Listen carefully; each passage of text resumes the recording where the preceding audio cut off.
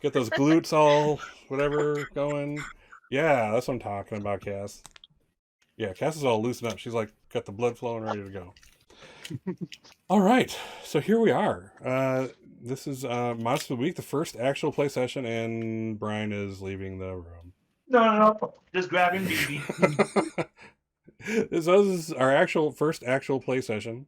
So anyway, so I am Scott's Case Files, the Twitch stream that you're watching, and up above me are the stars of the show, my players, the awesomest of all.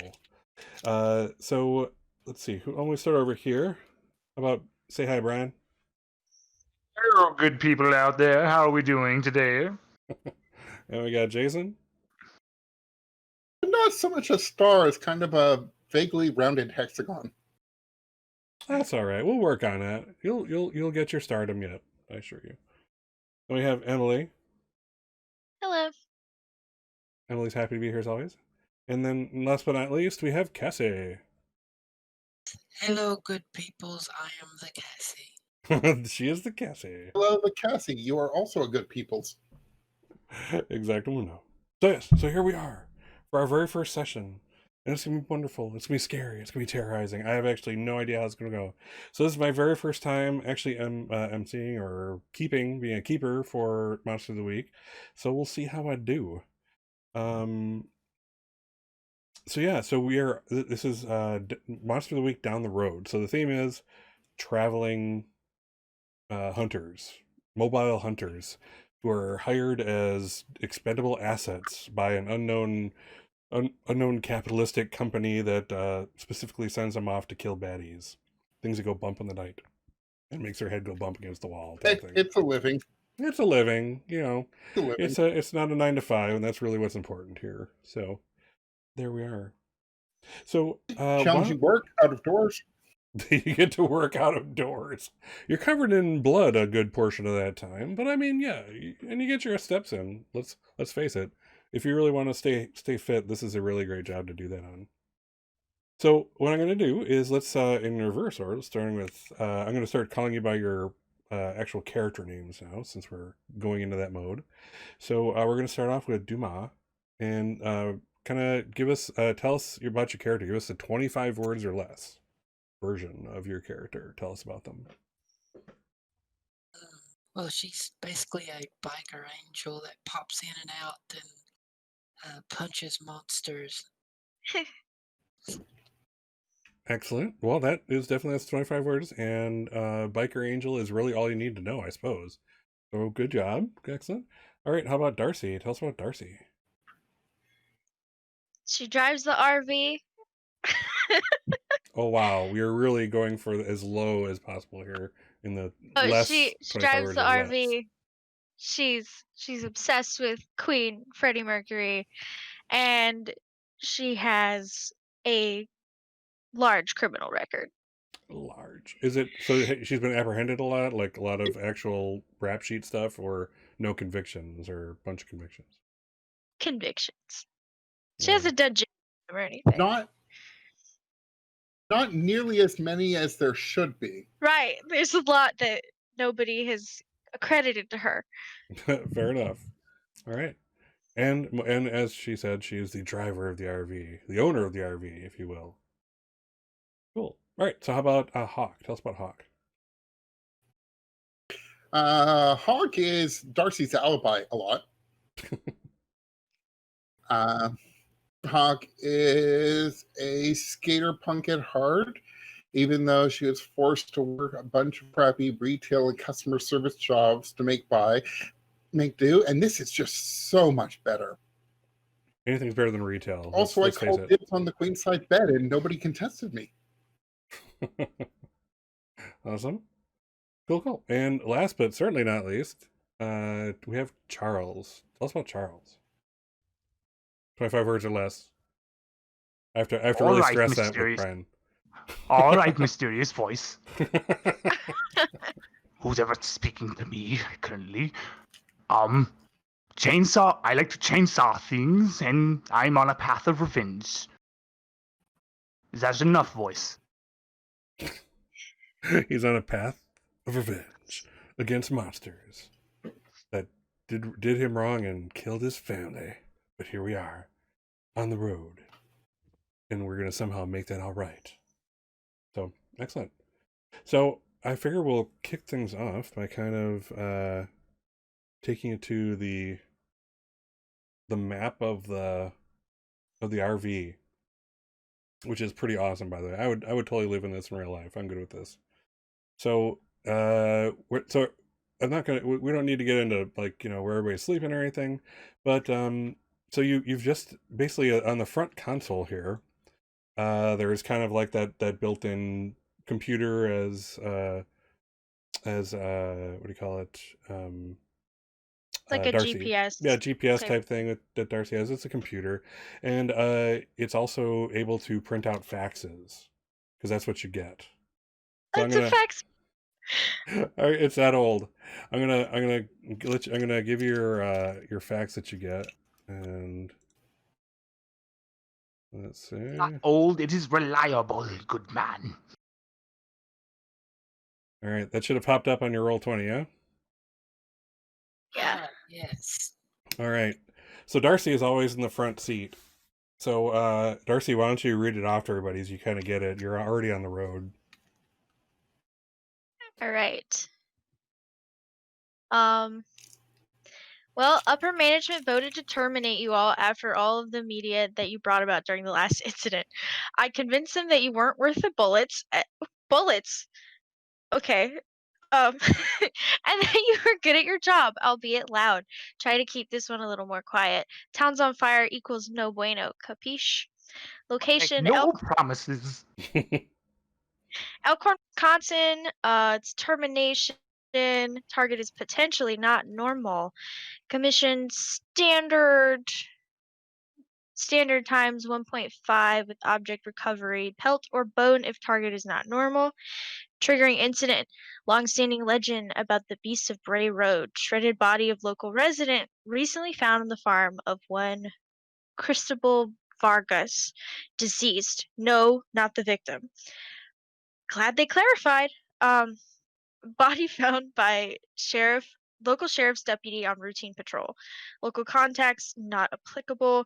Consulting team 42 has opted out of job research plan. Still available for commission adjustment to 75% of present standard. Excellent. So yeah, so that's the communique you get. And at this point in the story, you guys are the camera kind of fade away into a driving montage, cross country down the highways and byways of America, going up towards Elkhorn, Wisconsin. And I just kind of want to preface this with Elkhorn, Wisconsin is like a real place, and I've been there. And this is just a fantasy representation of Elkhorn, so please, Elkhorn residents, don't send me nasty grams or anything. This is just this is like an alternate universe fantasy version, etc., etc. However, there really is a local legend there of the Beast of Bray Road. For reals, there's even a documentary on it. Look it up. Cool. Cool. All right. So, is there anything you guys want to do beforehand, or are we gonna like kind of show everybody driving into town? Is that where the camera catches us? You tell me.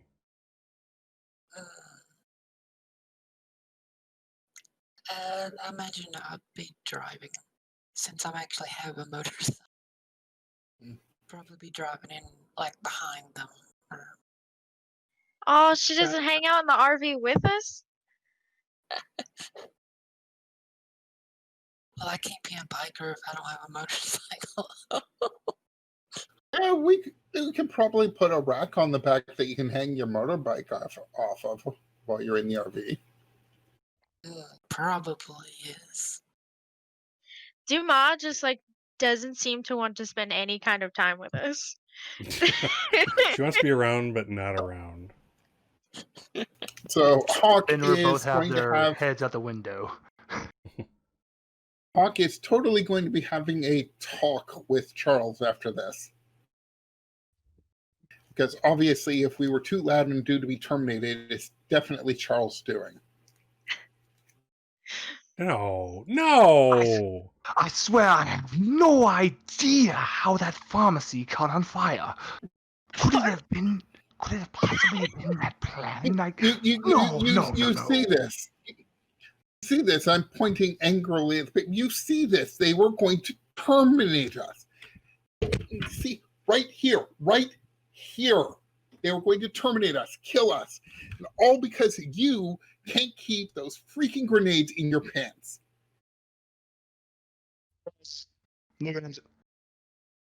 Hawk, please calm down. Now you know I do not keep grenades in my pants. It was not a grenade. It was a Molotov. And I'm sorry, it slipped. I was trying to get the creature, but you know what happens in these times. We all panicked. And I saw you were in danger, so I just gave it a slight toss. Finra, back me up here. It just slipped. Right. That's what my last boyfriend tried to say. Hold on. I wasn't even aware it was a pharmacy. I thought it was something else that we set on fire. Oh, no, you see, it started in the pharmacy, but then it jumped. It jumped to the fire station. I don't even understand how a fire station catches fire. It's supposed to be made of brick. Something to keep the fire from growing. It's such a foolish town. Please, don't. They think it was me. That's Darcy's entire contribution to the conversation. She decides to kind of like talk to Fenrir instead. I was like, I look at Fenrir and I'm like, Fenrir, Daddy was a bad boy. Give him ideas like this. I was good, Fenrir. I was very good. Your father was brave.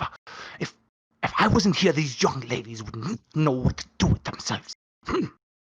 And Charles just puts his head back out the window. Darcy kind of mutters, maybe so that Charles can't hear, like, I mean, we have Dumas. Oh, damn. She did not just say that. Just hears the word Dumas. Shots Young fired. lady, I know the point you are making there. And he gets, like, right behind Darcy, and he's just, I will remember this, young lady. I will remember this. You will not get an extra foot. And Charles is just stomps off to go be by himself. Like it's a telltale game. Like it pops up on the screen. Charles will remember this. I'll just look over Darcy. It's like, yeah, we have Dumas for I mean, however long it suits her. Oh She's no. flaky, and we can't count on her. Last time Charles comes stomping. He comes stomping back in. Destructive and extremely loud, but he's reliably chaotic and destructive and loud. Charles comes back with his chainsaw. You know, if we didn't have Miss Elizabeth, we would not get out of half the jams we've been in. Now apologize to Miss Elizabeth. Charles, put that away. We have agreed. No chainsaws in the RV. Put it away. Miss Elizabeth, they do not know what they say about you. They do not know your true beauty. We had a family meeting about this, and we all came to an agreement. Put it away. He goes to put back the chainsaw. All right. Go ahead. What were you I saying, Darcy? suppose that's our montage. That's your travel montage. All right. Fair Us enough. arguing about riding next to the RV. Yeah, she'll probably just like rev the motor and like go out ahead. Just locking eyes at you, just going.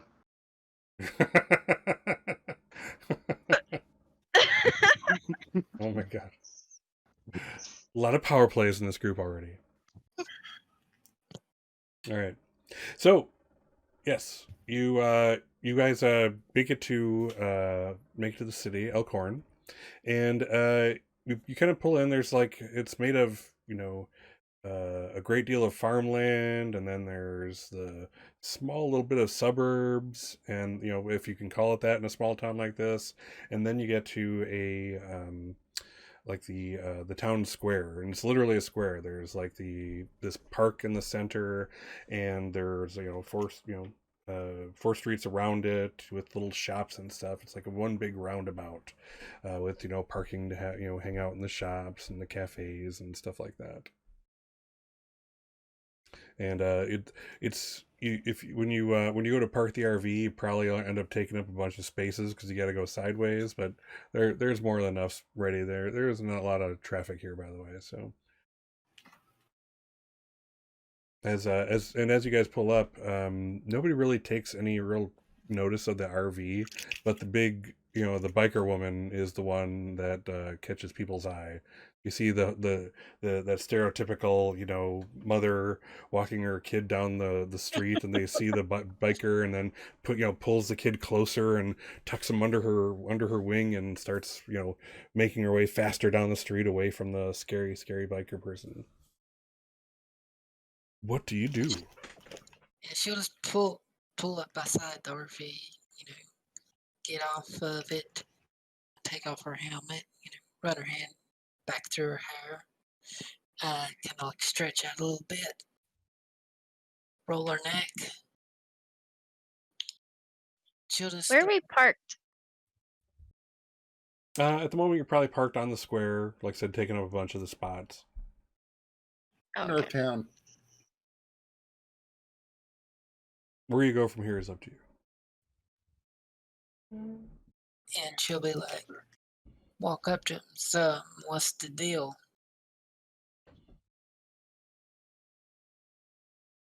Charles is gonna come out and, hoping not to intimidate anyone, to show Ella and Hawk Hawk and Darcy that he can actually listen to instructions. He's wearing his dad sweater. Looks like something Cosby would have. Is he wearing Crocs? Ma, also? don't you think a little discretion would be better in this town? We keep telling you, go in the RV. But I swear that every time I turn around, you disappear. I hate it. You're one to talk about discretion. He's trying. Yeah, Duma just stares at him, just locks eyes, just stares at him. Into his soul. How long before Charles gets uncomfortable? It's uncomfortable. It's just, ugh. Duma, I've asked you not to do that. I don't know what you're looking at, but it certainly must be entertaining. Ugh. He goes to just look around, just, all right, why are we here? She grins. He doesn't like it. He Darcy- feels like he just lost it. He lost again. Darcy has the fax in her hand when she brings up the rear, stepping out of the RV, which I'm assuming everyone's doing. She also the RV like a couple extra locks because she's a criminal and she knows how easy it is to steal things. So, like What's Darcy's the way I full see name? it, What's Darcy's full name though? That she would tell Charles. like middle name. Yeah, because Charles is going to be calling her by her full name because he's mad at her. Every time Charles asks, she tells him a different middle name. That sounds. Oh, Sometimes Miss, I will always change my name, and I can't decide who I am at the moment. Where are we supposed to go? So yeah, Obviously, there are one of two places to start. If anybody actually read the facts, either we talk to the deputy who found the body, or we go and examine the body, which is probably at the local hospital. Pick one. I would rather not talk to a police officer if that's cool with everybody. I'm also How did I not know sure. you were going to say that? I mean, how are we gonna get into a morgue? Also, that's another question. Yeah. Duma takes the facts and kind of skims over it. Who says we have to go during the times of when they're open? We could talk to the farmer. That's what I was thinking. Well, although wait, the farmer's dead, isn't he? No. How about we go to the library and see if there's any news articles that we can pull up and see if anything like this has happened in the past?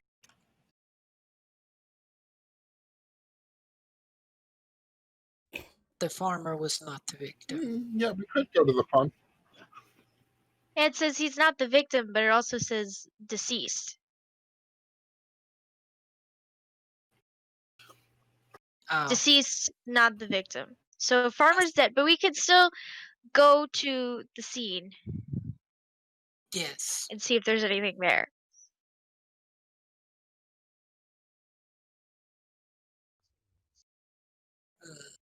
You're starting to attract attention.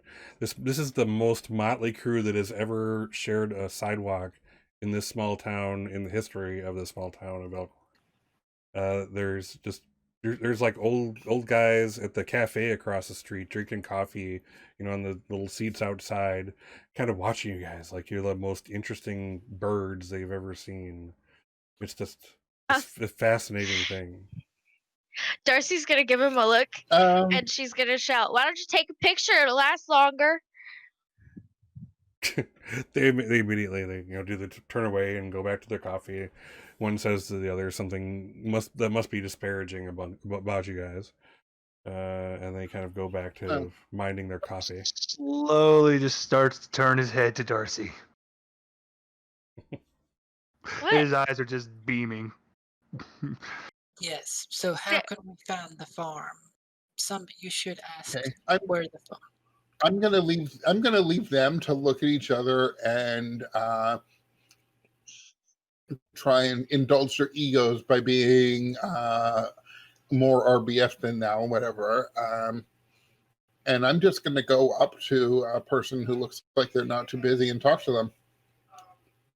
All right, like this person walking by in the street, one of the old dudes, someone else. Pretty much. Anybody who doesn't look too busy, who's mostly on their own, that I can just go and talk to. Okay, so there is actually a girl. She looks to be about 11 years old or so. She looks like very much the tomboy. She has the pigtails. She has the bib overalls on. She has a little bit of mud on her face.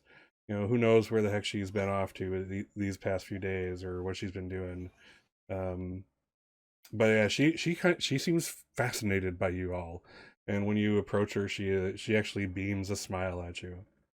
Well, hello there. Hey, you look like you know your way around here. People I'm with, they're kind of lost and confused, and they're arguing about who's supposed to ask for help, and I'm just going to go do it, But we're trying to find the Vargas farm. Do you know where that is?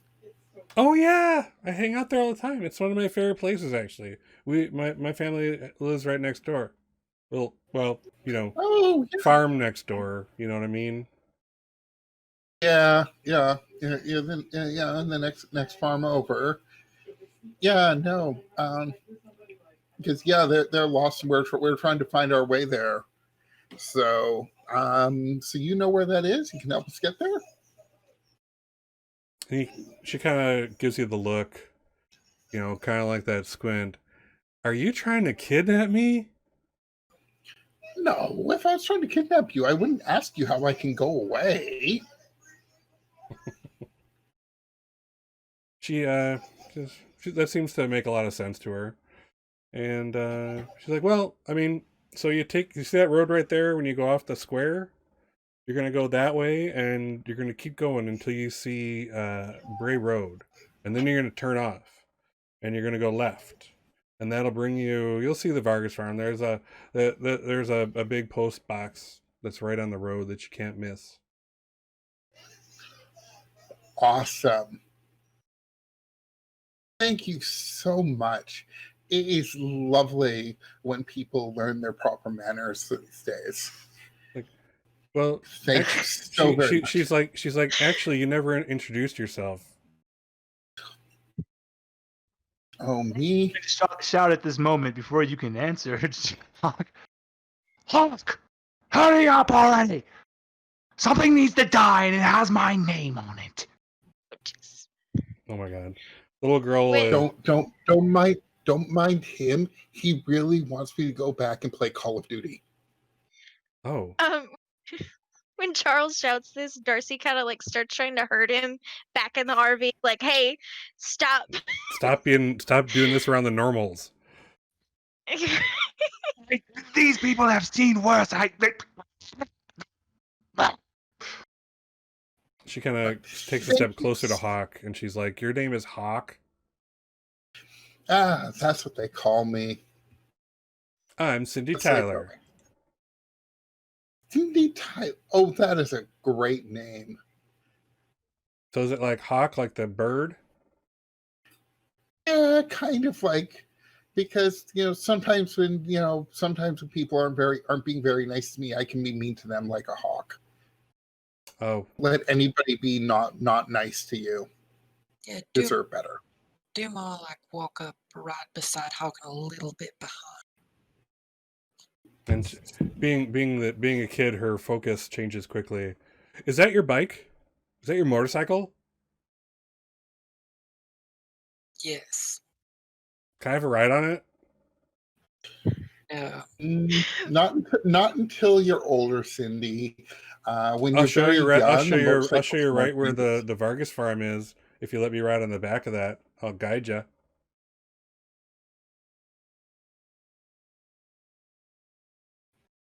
I will shoot Duma a glance. Over the table, out of character, this kid is very likely to get kidnapped. Like, It's very likely. She shrugs and like, Provided all reason for the child to run, but it wants to follow. all right, if you want to ride, you can ride. Just hold on tight. Really, Duma? oh, we're actually kidnapping a child. Okay, cool. Really, Duma? Poking his head out. Hawk, I swear to God, if you do not get in this RV. Charles? She goes, Charles, I'll be back to give you your medicine real soon.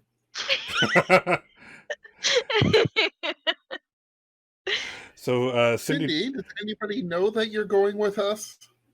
Oh, as long as I'm back by when the sun goes down, my family's happy with that. They know I like exploring, and she immediately reaches up and grabs Dumas' hand as if to be escorted over to the motorcycle she's about to board. I will stage whisper to Nuran, I don't like this, while rolling my eyes so hard that they go off the table and out of the couch.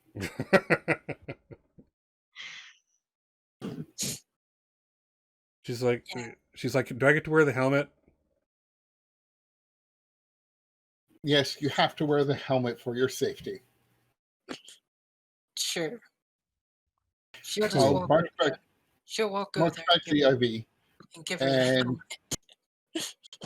I'll march back to the IV and motion Joe's the gonna other look at two Darcy inside. and ask her, does that child know that she could possibly die if she's coming with us? Should we make her sign a contract? Charles, shut up and get in the RV. I'm not sure the kid cares if she's in a dangerous situation. She seems very trusting of us, some strangers. Hey, Darcy, gas up. Follow that motorbike. Yeah, Cindy gets up and gets on the bike, takes the helmet, pops it on, says, "You're pretty, lady." Yep. Yep. That's very Darcy. It's like, yep. Yeah, Darcy's definitely, turning on the RV and going to follow Duma. Okay. Yeah. So you So hold on tight. She'll just kick it up and yeah, she grabs on, like, not a death grip, but tighter than probably is really necessary to ride on the back of a motorcycle, and grabs on, and she kind of starts yelling directions. Okay, over the engine. All right, so take that road there. Yeah, that road. That road. All right, then goes on. You guys are cruising. Okay, turn left. Turn left, that's Bray Road! Bray Road! And then, okay, you see that mailbox? See Yeah, that? she'll like just lift up their arm and like wave them all to like the correct direction. That's my mailbox. We got a ways to go yet. Keep going. Gas it. I'll just show us where she lives. It's a good thing we're not bad people. Oh, Charles is yelling at Hawk right now. He's got his arms like this, going, "What are you thinking, young lady? We have a child." I was against it. Oh, you Hey, really put up Charles? a good fight. Hey Charles, why don't you Charles, can you take a chill pill? Just for You- 5 seconds. Can you just okay? you think you can out-stubborn an 11-year-old? It's pulling out its brew. He's gonna slowly uncap it. Is that Charles's chill pill? Oh, the brew is special. Shopo? I gotta look that up now. Okay, I'm learning so much in this campaign. And already. he takes a swig of his special brew. All right. So you guys are driving for another about 10 minutes or so, and then that's when Cindy motions. That's the mailbox. That's the Vargas farm. Pull in the driveway. Well, the dirt. Yeah, she'll pull in. And I mean, we follow. All right. Yeah. So She'll Cindy has you guys stop about, I don't know, just like about 100 feet or so before you hit like a 2-story farmhouse, and this is there's nothing special about this. This is a very stereotypical farm. You have a farmhouse. You actually have a barn. We can't tell what's in it at this range, but you have a dirt road going to it, etc., etc. And as soon as Dumas stops, she hops off and gives the helmet back. That was so cool. Yes, she'll hop off and be like, "So, you got anybody that can pick you up here? You need a way back to your house." Pick me up. I walk everywhere I go anyway. All right. I live next door. Did I mention I live next door? Yeah, it's pretty far from here. For you? You some kind of city mouse? She just looks at her. So, here. What I can do for you, she'll just kind of like take her thumb and like hold her and like just put a little like grease like under her eye. Like, as your souvenir, once you just run back home. She kind of like what just happened? Type of like, Darcy is getting out of the RV now, and she's gonna go up to Cindy and kind of like lean down a little bit so she's closer to her height. Which isn't hard. Darcy's not a tall person, but she goes, "Hey, what was it? Cindy? I'm Darcy. Nice to meet you." nice to meet you. You're not as cool as this one though. Okay, thanks. Where's Hawk? She's in the RV. Where's but the I have a scary guy? question. He's also in the RV. He's coming out. Who's he gonna kill? He's not gonna kill anybody. I'm sorry, Darcy. Charles is coming out and he's got his chainsaw Oh. in his hand. And he's coming out with his chainsaw. And he sees So- you talking to Cindy, and he comes over. He's gonna squat down and He join the conversation. he's Okay. he's gonna chop down some trees. That's what we're here to do. Oh. See, I do. Look, you're handling this situation incorrectly. Look, we need to be honest with the child. She's not going to go away if you just keep lying to her. I don't. Hello, Cindy. Hello. Give me a moment, please. my dear Darcy. So he looks at Cindy and goes, "Hello, Cindy. My name is Charles, and this is Miss Elizabeth." Holds up his chainsaw. And now look, there are some dangerous things here in your town. Monsters. And we're here to put them down. But you are in danger. I need you to go home and lock your doors. Hey, We don't want you Cindy, getting eaten by any scary monsters now, do we? Don't listen to him. He just likes to tell stories. I am not lying, child. This is the truth. There are monsters. They are real. You will die. Now please, flee here, now. Are you here to kill the beast? Wait, immediately, no, you stay now. You will tell me everything you know. He's got the child by the shoulder. He says, you will tell me everything. Hey, let go of the kid, Charles. Chill out. He knows she's- about the monster. She's like, must "Ah! information." Help! Help! Help! Oh God. Help! Hey. And at that point, I you will guys, let you hold Miss Elizabeth if you tell me about the beast. at this point you see this guy coming out of the farmhouse. He's a younger guy, maybe about mid-20s, late 20s, and he actually has a business suit on. We're out of place on this farm. Hispanic guy, and his head, he has like a short cropped hair. He looks, there's nothing notable about him except the fact that he looks angry to see you there, and he's coming at you guys. Yeah. Charles. Charles Do is not, reaching in his pocket and he's just gripping his brass knuckles. He's got his hand in his pocket. He's not pulling him out. He's just got his hand in his pocket, just holding his brass knuckles. if Dumas going back, Oh. digging through a bag, like a big duffel bag on, like, tied to the back of her motorcycle, and pulls out a couple like fingerless leather gloves and puts them on, and they have like they're like kind of like black gloves with these like gold inlay, and they kind of like shine in the sunlight. Darcy sees this. Both of you apparently preparing for a battle. He's like, "Hey, Hawk let's not." Let's not.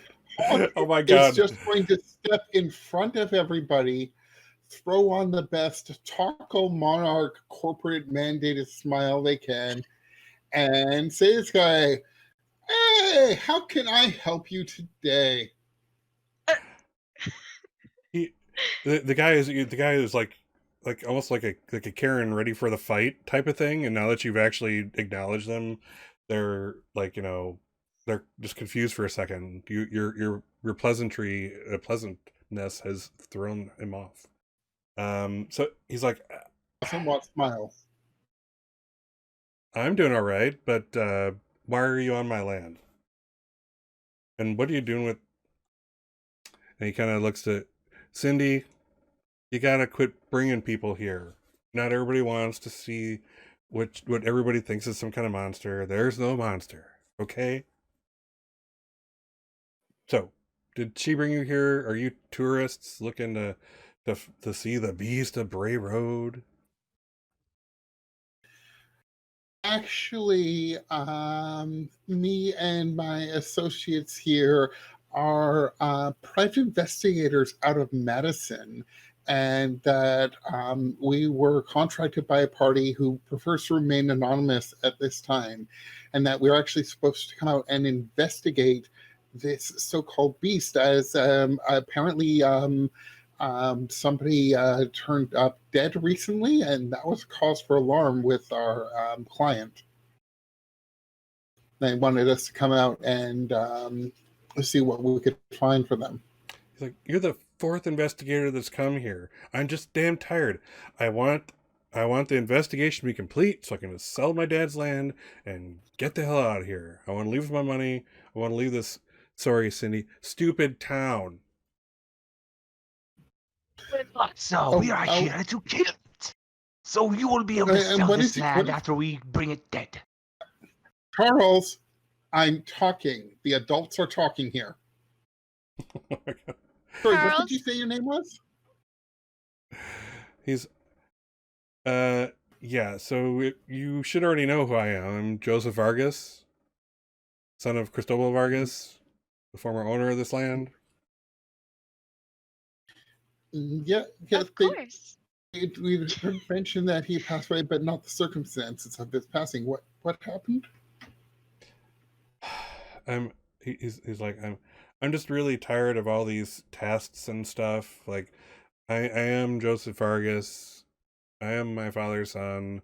I just want everyone out of here. I want the investigation done. I want everybody to quit scaring off buyers of this land. Sooner the better. I get out of here with my cash, the better. But he's like, my dad died of a heart attack. It was unexpected. It's very sad. We weren't close. Da da da da da da. Oh, and this was just recently, huh? My Yeah. condolences. Yeah, thanks. Just a couple weeks ago. But then somebody else turned up dead recently, and people are blaming it on this so-called beast. Yeah, people like that guy, and he points to Charles. He's like there's no beast to kill. It's just this figment of everybody's imagination. There's some coyotes. That's all right? There's coyotes. Everybody knows there's coyotes in this area. And the wrong person with a hungry pack of them, stuff happens. I don't need people like you, he points to Charles again, agitating the situation, making everybody freak out, scaring everybody, and putting nightmarish thoughts in little girls like this. Before Charles, dusts his pants off. He's Charles, slowly shifting his before hand back in you- his pocket again, but he goes right up to him, cracks his neck. I already have an immediate disdain for people like you.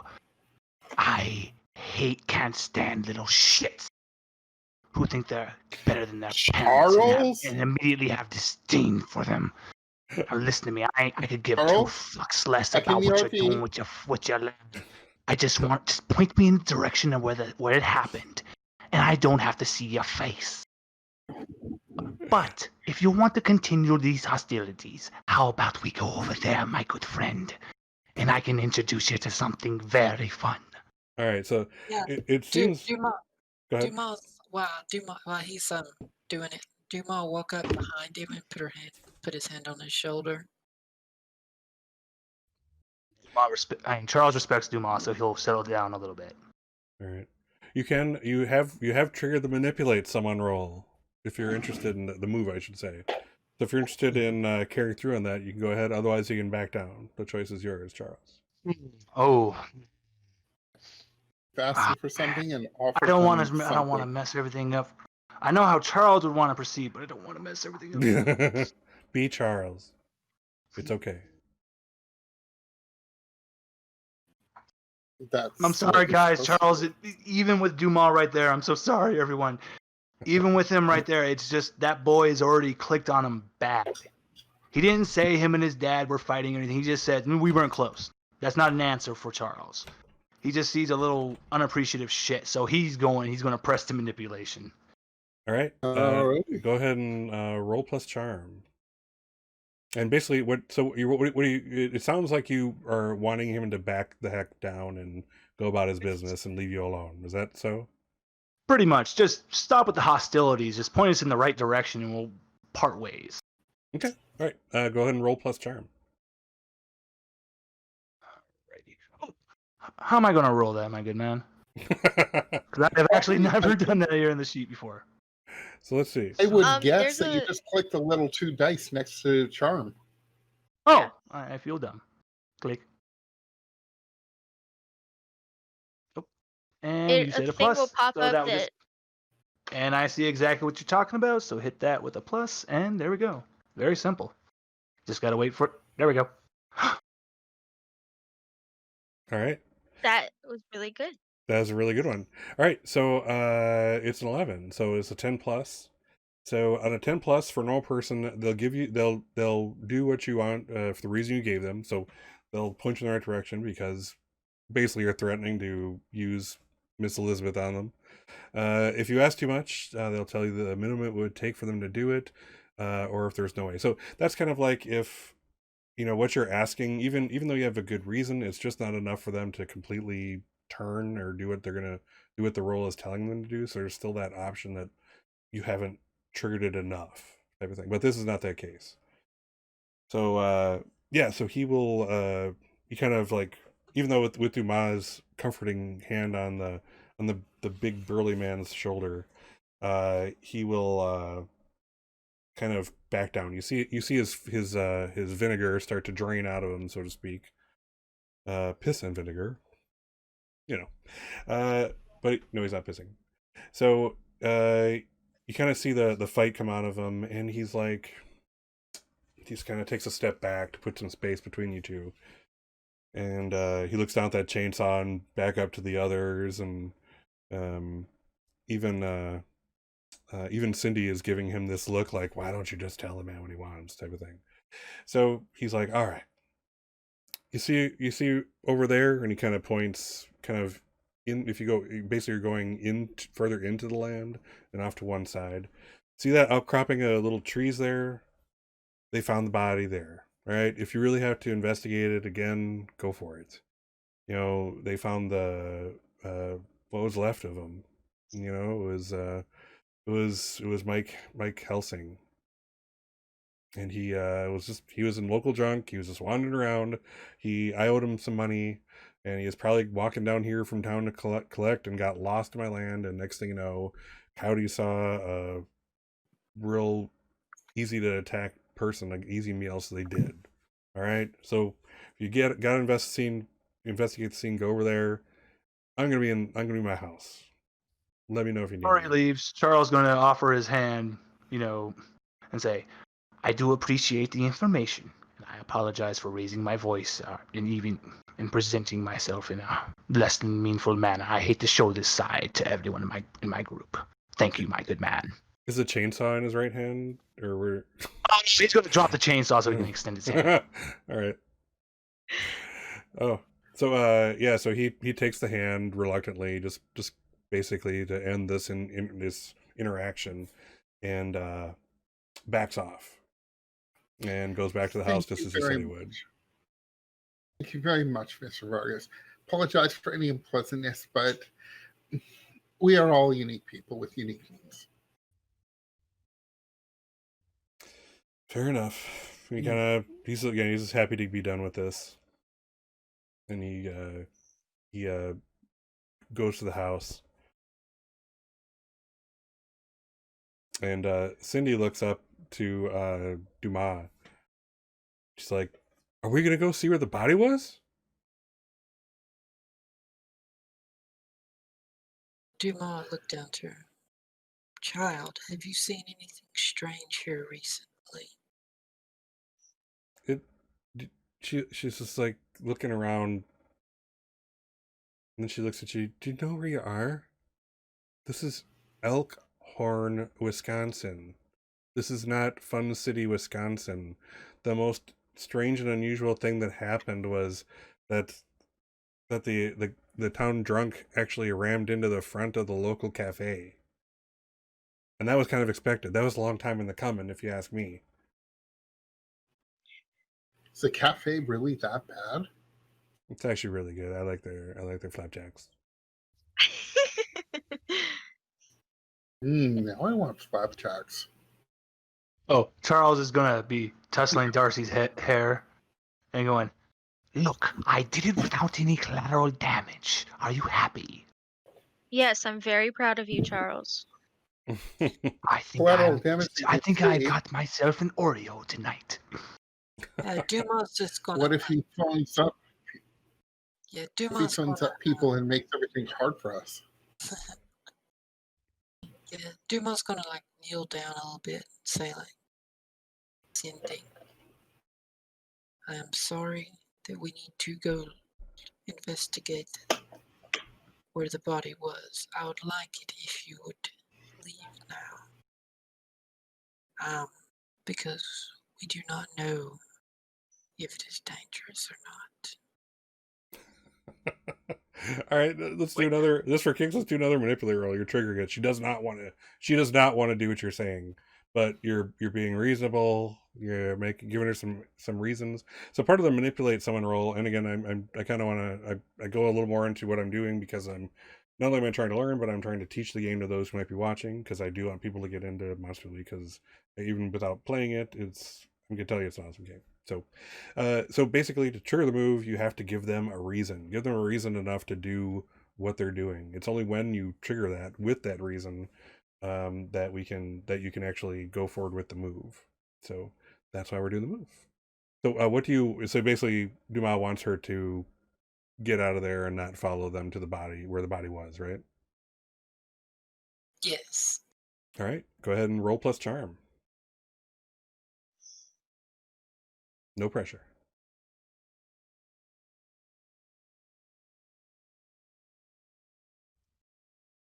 Oh wow. 10. Good deal. Nice. All right. So yeah. So again, this is the best you can do. So they'll do it. You kind of see her give you that look like you've ruined all my fun, and kind of that look in her eyes like this could have been the most interesting thing that's ever happened to her in the city, but whatever. So she goes back. She kind of wanders away from you guys. Fine, fine. And then you notice that Fenrir is sitting, wagging its tail at her ankles, and she's, "Oh, this is your dog." I was going to suggest, would you like to play with Finra here? I do believe he would enjoy your company. Okay, I suppose I can make sure he's safe while you guys look at your place over there. I was just going to look at Cindy, pull out his brass knuckles, and give them to her. This is for protection, child. Anyone gets close, you give them a punch. She kind of takes them and she holds them like as if they were a club, not understanding what the heck brass knuckles are actually for. Out. You either hit them like that or you throw it at. Whatever you need to do to make yourself safe. Like, I think Fenrir and me will be just fine. Why don't you go? you're definitely And freaking the hell out of her. What do you do? Oh yeah. What was the guy's name again that was killed? Cristobal Vargas. Cristobal Vargas. No, the guy that was killed in the forest. Oh, I think we know that something yet. Helsing. Yes. Wait, yes, we Oh, do. the guy said, yeah, the drunk something about their Helsing. Darcy is already walking towards the forest where Cindy pointed out. Cool. It's more like an outcropping of trees in the field type of thing. But yeah, easy. It's a nice landmark. In the field area, Charles, even before he gets to the body, he wants to start investigating, seeing if there's any kind mind of you, tracks. Yeah, mind you that there is no body. This is a. Oh, this never is, mind. This Sorry. is an old. They My don't bad. just let the body lay there. This is a now an inactive crime I scene. was just thinking about that. It's just a crime scene. But He's gonna look to see if there was any signs of like old tracks or markings in the field. Okay, cool. All right, so that's a investigative mystery. But do you want me to tell me the name, like the name of the guy? I need to put it down in my notes. Oh, what did I say? Steve Helsing, the dead guy, dead guy that was mauled. Okay. Okay. All right. Plus sharp for investigate mystery. Yeah. Let's see here. Plus sharp. Oh, just wanted to make sure I read that correct. You did fine. And dang, failure. Oh, A 5. No. Make sure to mark experience. Yep. Mark experience. Mark one of your experience dots. So Roger. So yeah, you're kind of walking around. You're kind of now lagging behind the others who will have an opportunity to do stuff closer up to the area. But as you're doing so, you kind of are going through it's kind of muddy around there. Again, we're kind of going as a transition between like a little tree outcropping and a farmer's field basically. And just as you kind of notice one of the like what you think is a nice mark, like a trail, you actually end up what ends up happening is you kind of trip in the mud and you fall face first onto the tracks that you were looking at, kind of smushing them. And they're already kind of degraded by time, but there was a couple of them at least that were good. And here you are with like mud on your face, kind of looking out of sorts, and the clue that was maybe there is now squished under your heavy form.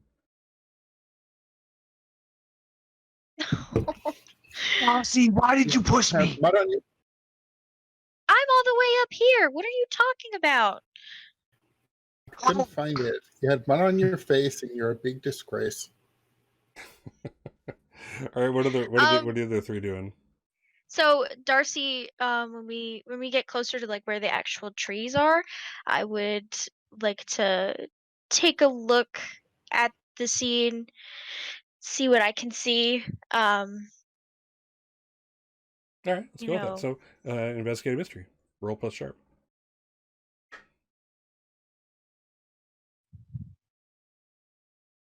10. Oh, Wow, we're either oh no, going no. we're either going like I 10 thought the or what?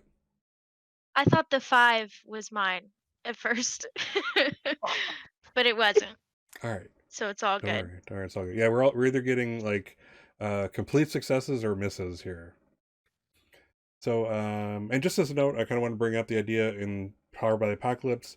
Even when you roll below the 7, like Charles did, it's not necessarily a failure. It's a miss. So a miss can be a failure. Things just don't work out like you wanted, or they could still succeed, but something else happens as an effect of that kind of thing. So the system is very creative. Lets me as a keeper get kind of creative with all that. So just want to put that out there as like a learning note. So all right, you have so investigate a mystery. Roll plus sharp, which you did. You got a 10 plus, so you hold 2. So hold means that you can spend a hold 1 for 1 for questions. So you have these questions to choose from. What are you looking to answer using your 2 hold? Um, I'm looking to answer what happened here and where did it go? Gotcha. So let's see. So what happened here? Even though the body is now like a week gone at least, there is still definitely blood on the tree trunks themselves a little bit, and on some nearby rocks. So there's definitely been something bad happen here.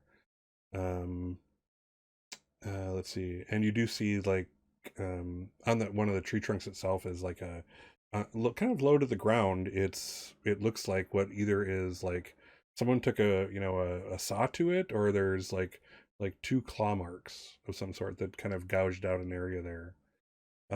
Where'd it go? At this point, it's so old it's hard to say that. What would you be using to kind of gauge where it went from the scene? Um, I guess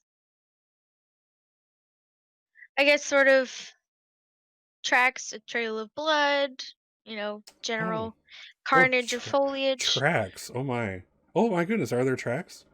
Charles didn't find any. Very sad. Um, but I'll say you're gonna find at least um you don't find tracks, but you do see some things that maybe the police. Again, this is freaking Elkhorn. There's been one person murdered there since the inception of the city. So they're really not the police and sheriff. They aren't trained for this kind of thing. So you kind of as a criminal, you can see how like, oh yeah, so sometimes you're on the run, you gotta go, things get dropped, and you actually do kind of, if you like do like a circle of the area, you see one direction, kind of going in the direction of deeper into Vargas's land, where there's like like a long shred of what must have been a shirt. It looks kind of like one of those, light cotton button up, with a checkerboard pattern on it. Like good old boy type thing. And but it's like just like a shred or two of that that's laying off, like maybe 15 feet from that scene, going in that direction, like you said, deeper into the Vargas property. Yeah, Dumas is kind of like walking by Darcy and kind of noting everything she examines. And when they finds the shirt, Hmm. she'll pick up that and kind of hold it in her hands and look at it for a minute. But you still got one other question, I think. Nope, No, I asked she had both two. of them. Oh, okay. Then I want to do my thing. With What the is your shirt, thing? with the shirt and the blood, I want to use magic to kind of like measure the resonance of the death, to kind of like get a feel for the death to happen here, like Okay, what happened. let's take a look at. Let's see if that's an effect you can use with use magic. Let's see here. Do one thing that is beyond human limitations. That's more like physical, but maybe we can use that. What? It can So also be perceptive. See in the dark is Well, beyond human limitations. yeah, I want to observe another place or time, basically. oh, is that one of the things? Oh yeah, there it is. Okay. All right. Cool. So what does it look like when you use your magic?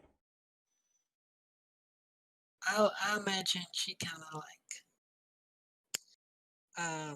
takes the strip of cloth and kind of closes her eyes and says his name, Steve Helsing. And it kind of like gets a little bit darker around her. And if her eyes are open, and she kind of opens her eyes, and her eyes are like white. Wow. So Cool. how do they? So I'll say Charles is caught up by now. So the four of you are back together. So like out of curiosity, how have the other three of you seen her do this before? The specific thing, like where that thing get her aura basically darkens the area around her, her eyes turn white. What have you seen that? How do you react to it before we even trigger the move? I I don't think Darcy has, at least. Charles definitely hasn't, and I think he's gonna panic a little and take off towards like Darcy and Hawk to try to like grab him, like duck and cover, children, duck and cover, children, please protect. I will protect you. You shield him with your body Yep. from the upcoming blast. Hawk has definitely seen this and was not supposed to see it and didn't tell anybody. Oh my goodness!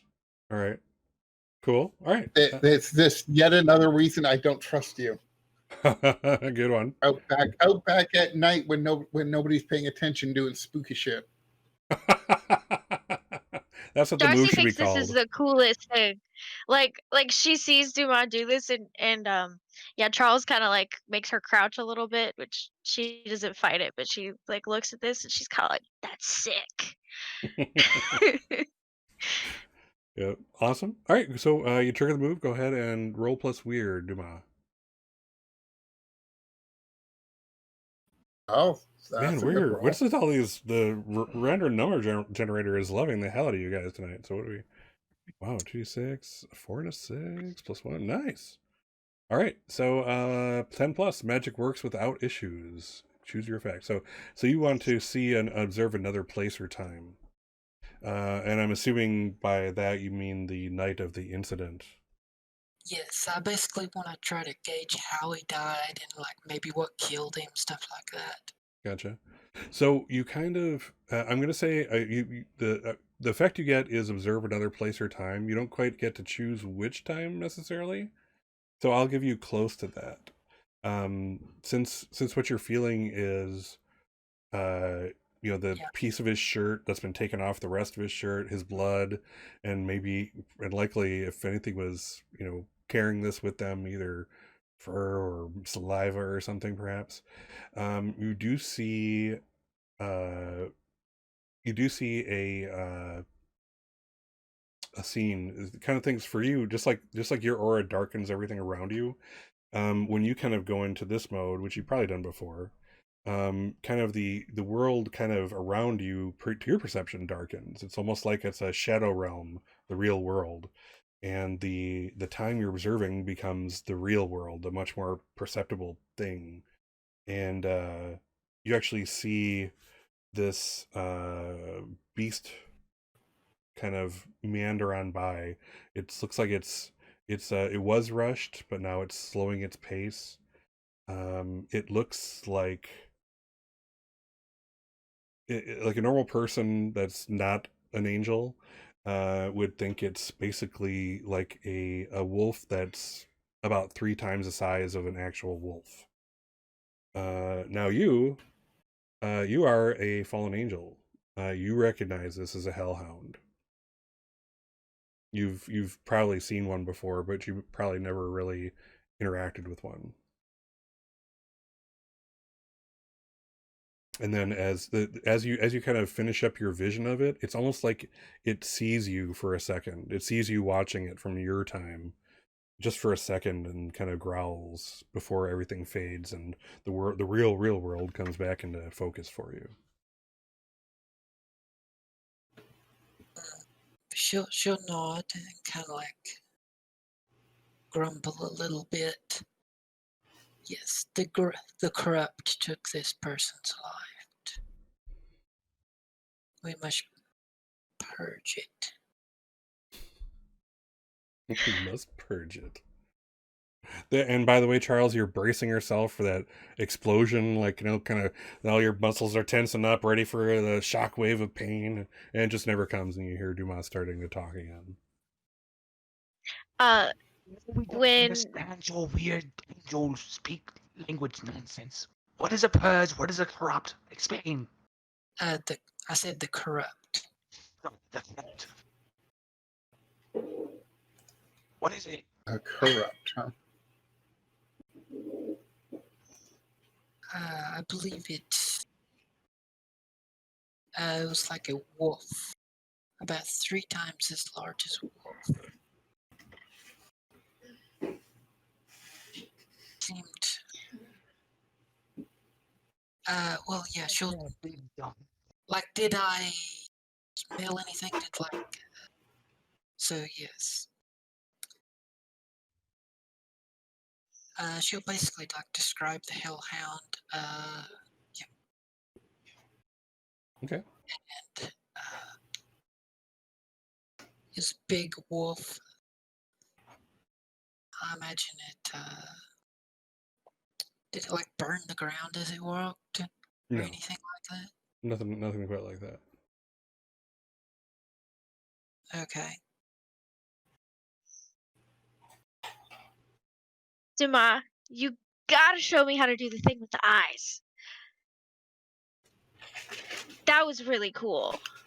I can't claim to be a fan, and I don't know.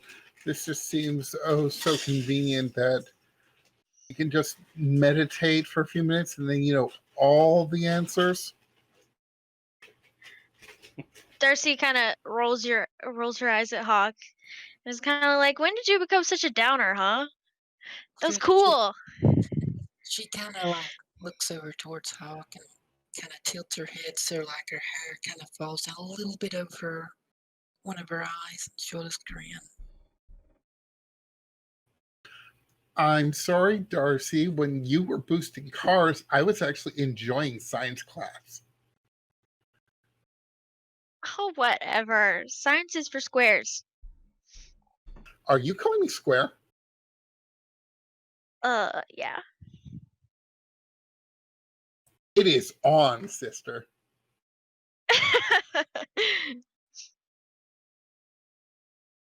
Anywho, so it's a big dog, basically, right? Yes, it is effectively a corrupt wolf. Sick. All right.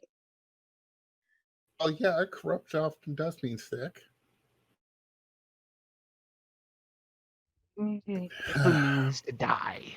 If this is what you think is a good idea.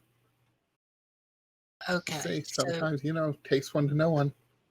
Well, I'll ask this: would I know anything like about these things, or like how to track it down, or anything like that? I'll say it's a fallen angel. I mean, you recognize what it is. I think Oh. you're muted. Yeah, we can't hear you, Scott. Oh, how about now? Yes, no. We are doomed. How about now? Nope.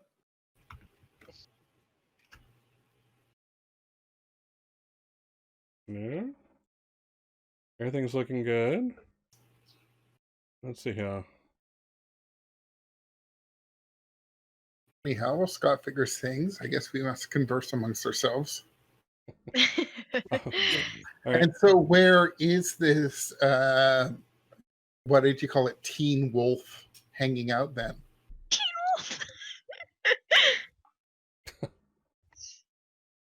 Testing. Yes, it was affected. A corrupt wolf. I do not know. It was here. I saw it shortly after it killed this man. But I do not know where it is now. Get close to Duma. Look at her. Look at Duma in the eyes and go, can it be blown up? Yes. Well, most things can be blown Sure. up, Charles, as evidenced by last week. You know what else can be blown up, Charles? Balloon animals.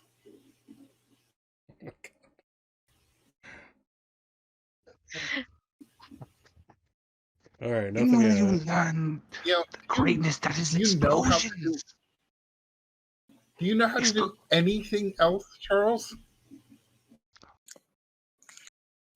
Hey, blowing shit up is a valuable skill. Testing 1, 2. Hey, there you are, Scott. Testing Alright. 1, 2. All right, cool. Excellent. Cool. Please continue. I've been listening. With that response, Charles is going to pull out his brew and try to initiate his magic with the brew. But I was asking, would I know anything about the hellhound that I could relay to them? Hold on 1 second. Oh, jeez. Sorry. Of course, now things are messing up on my side. You know it's a hellhound. You probably interacted with it, in passing, but yeah, you probably wouldn't know. You really wouldn't probably know much about it. That it is actually from literal freaking hell or that plane. I'm sorry, I'm trying to. We lost Charles's video on the thing, and that's one of the problems here. So, kind of, yeah. Well, I'm doing that. Sports Well, so you talk amongst yourselves. I'm gonna go to this view, and while I try to fix my technical difficulties here. When you come back, my good sir, I want to try to use my magic brew we talked about in the because I want to try to communicate with something that you do not share a language with. Charles wants to try to find an animal and talk to it. Hawk's Gotcha. going to ask him, is he useful for something? So he's going to use his magic brew. Now, I think the way we discussed that was the magic brew was not for that effect. Oops, you're right. Never mind. He can't use the magic brew yet. Never mind. But good thought. Good thought. Charles, All right, he's gonna shake his magic brew at Hawk and go, when the time comes, I'll show you something that I'm good for. All right. Again, Charles. Charles is back. Shaking the Shit brew up. at you. He's valuable. I personally really appreciate your contribution by blowing things up. Charles turns back to Darcy and he goes, and that is why you are my favorite again. Oh, he has a favorite. The parents never You supposed to are admit to a thin favorite. ice, young lady. Yeah, but I imagine his favorite changes like every day. Maybe every other hour. It just depends who makes him sad.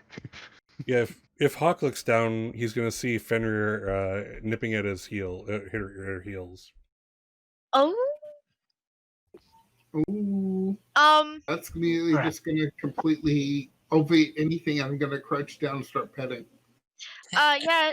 Darcy sees Fenrir is back, and she's gonna start booking it back to where we left the little kid. Well, Cindy is actually not far behind. She's approaching your area, trying to get Fenrir.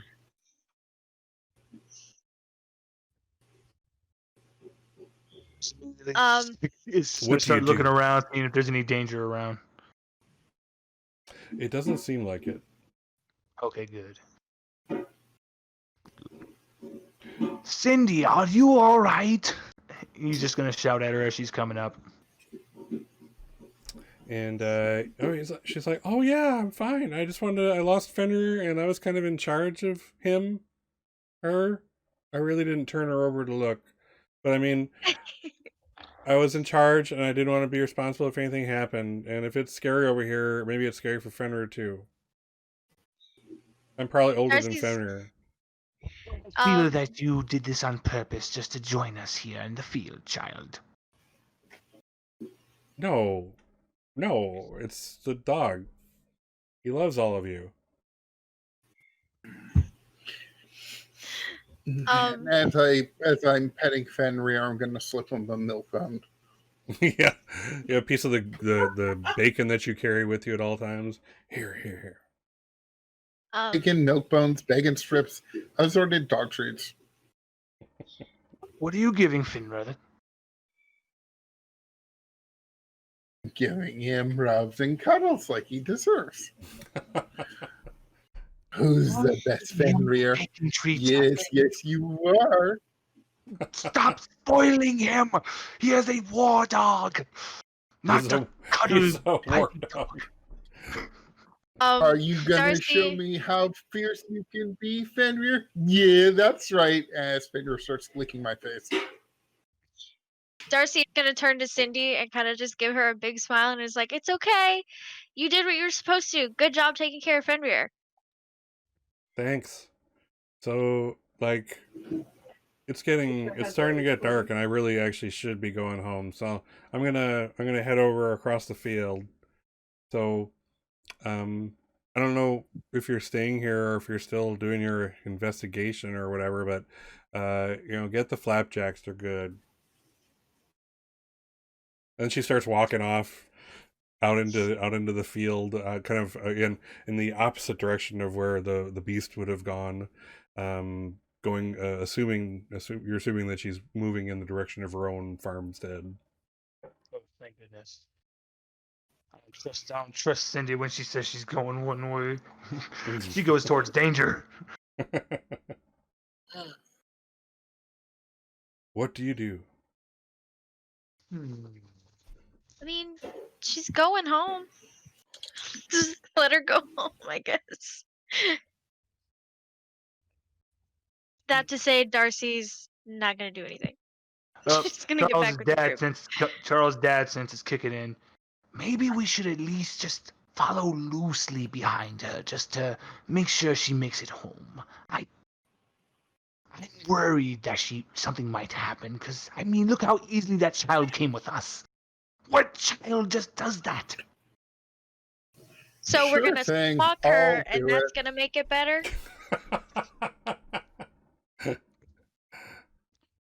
See? All right, they can argue amongst themselves. I'll start following Cindy. Cool. Okay. At least someone's following Whether or her. not they notice I'm gone yet. Yeah, Hawk kind of does that whole thing, take the 2 steps slowly back from the conversation until you're out of, their vision, and then suddenly. Yeah. Duma, I think, is gone right now. Jesus. So it's just Darcy and Charles arguing over this kid that's gone already. That's hilarious. Charles stops yelling for a second, looks. Darcy, I do believe we have been what they called manned. What was it you cut out right before the term? Oh, I'm sorry. Batman. Batman. Don't you mean ditched? They ditched us, Charles. I was trying to put a fun spin on it. Why must you ruin my fun?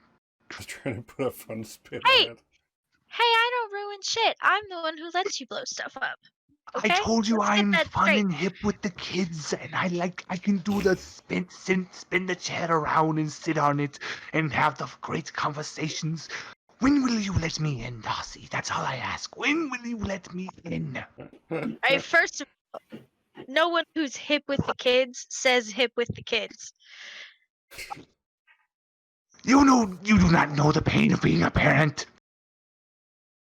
And he hope I just never goes do. towards the pole after Charles. I did not after Charles after Doc.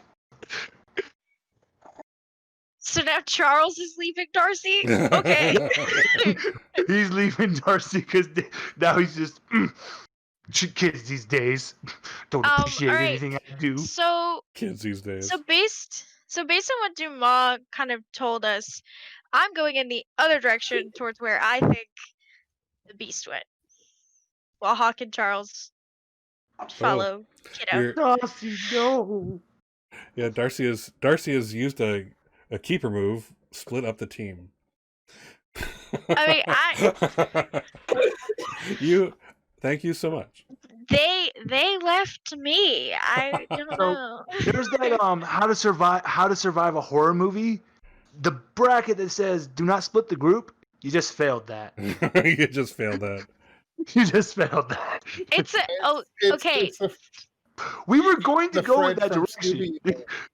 Just you see now I see All right, gang, you let's really split are up. Darcy. You're so impatient. Couldn't wait. Watch, I'm gonna be the final girl. I'm Don't gonna be the worry. final girl. What was Hawk saying? I just it's a very much Scooby Doo moment. All right, gang, let's split up. I'll go You this see, way. You all were arguing what to do, and I just left to do it. And also, I mean, I can just kind of. I feel like Darcy's probably caught on to the fact that when she wants Dumas to be there, Dumas kind of just shows up. So, Fair like, enough. she's not worried. Not worried at all. Everything is just fine. We're okay Darcy here. also doesn't really. She's not a nervous person. She's kind of just like, all right, let's go into the dangerous forest. Who cares? because you argued with Charles, his favorite shifted. He had to go protect Hawk. That's his new favorite. His new Hawk, favorite's I'm already coming. shifted. I'm coming, my dear. I will make sure you are safe. All right. So yeah, you as two of the crew stalk a young girl through a field. The third will go off in a completely different direction, away from any hope of support, help, or backup, and kind of continue on there. So I actually, got my weapon. Like, I got my that's. weapon. What is your weapon Okay. again? I don't recall. I have 3. I have. Hold on. I The have a description you 22 gave for revolver, a shotgun, and a baseball bat. Good I'm a enough. criminal. I got a I'm lot of not weapons. criminal. Excellent. I'm just gonna say this: when you were describing what we were doing, Grant, the stalking of the child was bad, but then you got to Darcy's description of going into what she's doing, and you're like, okay, how I'm gonna just say infinitely how bad this is. Did I mention it's bad? Did I mention it's bad? So, so actually, you know what? This is actually a good segue for a break. We're about almost at our halfway mark. Are you guys good to take a 10-minute break real quick? Yep. This is a good. I really got. good I lost break-up track of segue. time. It's. Oh my goodness! I didn't realize time sped by that quickly. And here we are. So yes. So let's why don't we take 10? This is a good surprised. segue moment. If this was a TV show, it would cut to, you know, a Chex commercial or something, or, you know, whatever. So, yes. So we will see you in 10 minutes. I'm down to Taco Monarch. We've got all the tacos to rule the rest.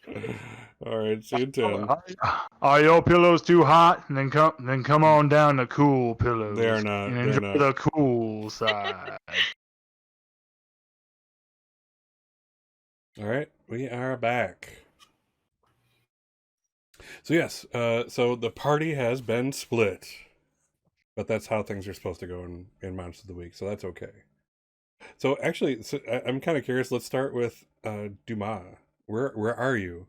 You have to be somewhere. I'm not going to allow you just to disappear into the nether. You got to be somewhere. So where are you? Where am I? Probably um when I'll probably come back towards Darcy soon. Well, where are you now? Is my question. Well, I mean, like right now, like when she starts walking off again. Okay, so like, where did you go? I suppose is my question. I'm curious. I need to think more about that. I'm sorry. I was just like, oh, Yeah, I'm not gonna let To you the go. bathroom? I'm not gonna let you go nowhere. Yeah, and yeah, maybe you have to go to the bathroom. I don't know. In fact, you know what? I don't want to know. We're gonna call that a pass on this one. But the So, CWC, the Celestial Water Closet. I don't know about that. That sounds equally terrifying. You know what angels do? So yeah, all right. So you went somewhere. I'm gonna call it somewhere nearby to get a different, look at a different perspective on the place. And as Darcy walks away, you're saying you're gonna kind of zip to her, like suddenly yeah. appear next to her. Well, not next to her, kind of like behind her. Okay, so two girls are being stalked in this upcoming series of scenes. Well, All right. yeah, I woke up to her though. Okay, so yeah, Darcy, it's starting to get dark, and it's starting to. You'll notice that like there's something with the weather. There's a mist that's kind of forming, like where you can't see farther than maybe 50 feet away, and that's when you hear crunch, crunch, crunch of feet that are following you on this uneven earth, rocks being pressed out of the way by the footfall of something or someone. You know, like, So yeah, sticks breaking. I'm already aware of Dumas with me, right? No, So I'm hearing Dumas, or am this is I? Dumas' approach if we're out of character. Oh, okay. So you're saying Darcy doesn't know it's Dumas. Got it.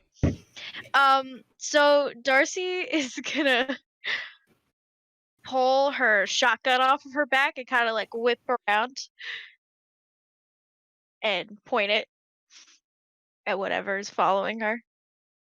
Right. And so probably see Dumas at about another 10, 15 feet, minding her own business. It's good reflexes. She quickly lowers it and then puts it back on her back, and she goes, "Oh, hey, Dumas, what's up? Where'd you run off to?"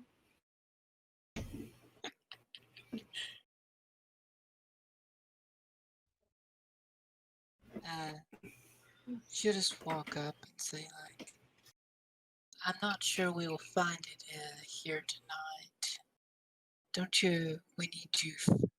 Perhaps we need to do more research on this particular form of corrupted to learn more about its habits.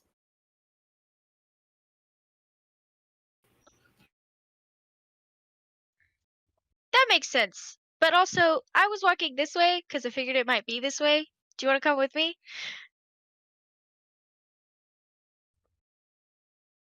Yes, we. If you're going to walk that way, I will follow you.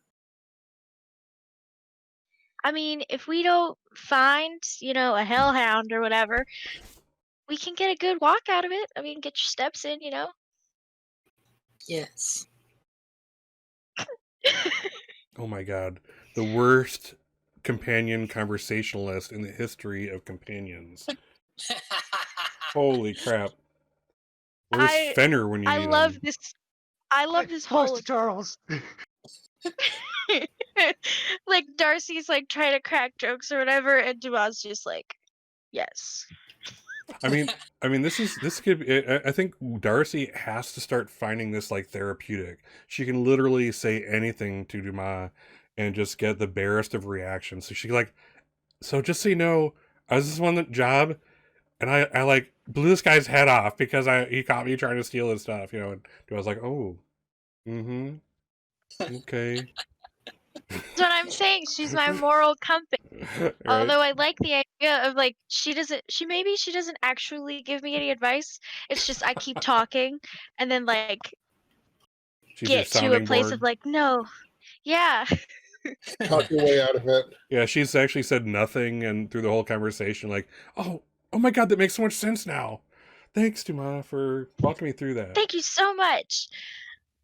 All right. So as this conversation goes on, this just intellectually deep conversation exploring the depths of the human psyche and universe and everything, we're going to cut over to another group stalking a little girl.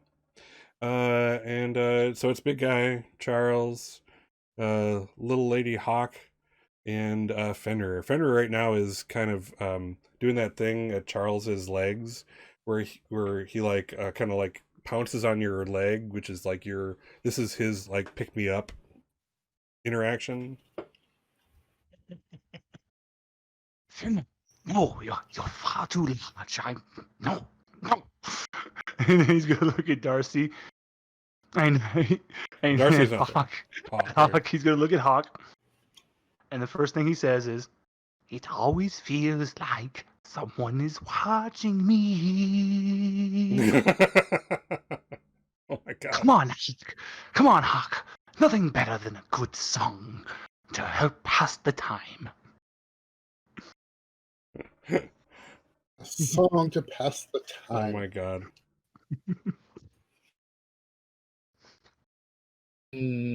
So What song should we sing? so you guys do see Cindy up in the, she's about, I don't know, 50 yards ahead of you. You're giving her a good margin, but not so far that you couldn't get to her if you needed to, that kind of thing. Yeah. But you guys are keeping a good distance, and you get the impression that maybe she knows you're there, but just doesn't care, type of thing.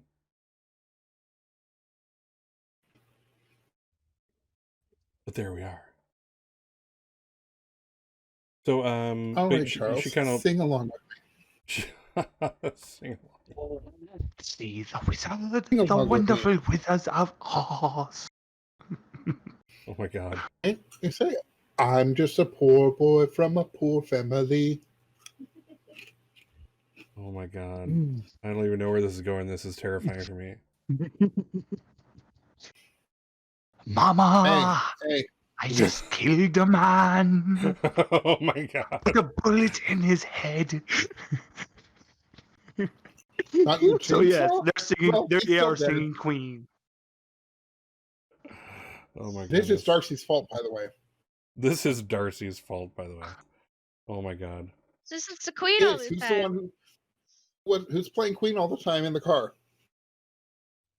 I would have gone with good old fashioned lover boy, but to each their own. Don't make me break into fat bottom girls, make the rockin' world go round. Hey Brian, can you move your camera up just a little bit? I seen a loss sorry the top about of your that. head. Oh, sorry about that. Is that better? Or does it need a moment? A little to your left. Oh, to the left? Perfect. Stop. Sorry about that. Don't change a Heck damn Now, thing. y'all. All right, cool. Sorry about that. Sorry about the little technical. No apologies needed. But yeah, you're stalking a girl, about 50 yards behind her. She again, she kind of glances kind of back every now and then. It's kind of like that little thing where she's trying to be the tough girl on her own, but it's kind of, she actually is kind of comforted the fact that someone's there. And before you know it, you actually arrive at a farmhouse. Lights are on. The sun is just about setting. It's pretty much dusk dark, and there's a guy up out on the porch of the house, and you can see him kind of do this thing, and he's like, Cindy, are you bringing home friends again? Hawk is going to wave excitedly. So Cindy's kid. it's like, Dad, they're just following me, making sure I don't get eaten by the beast. The one has a chainsaw. I'm fine.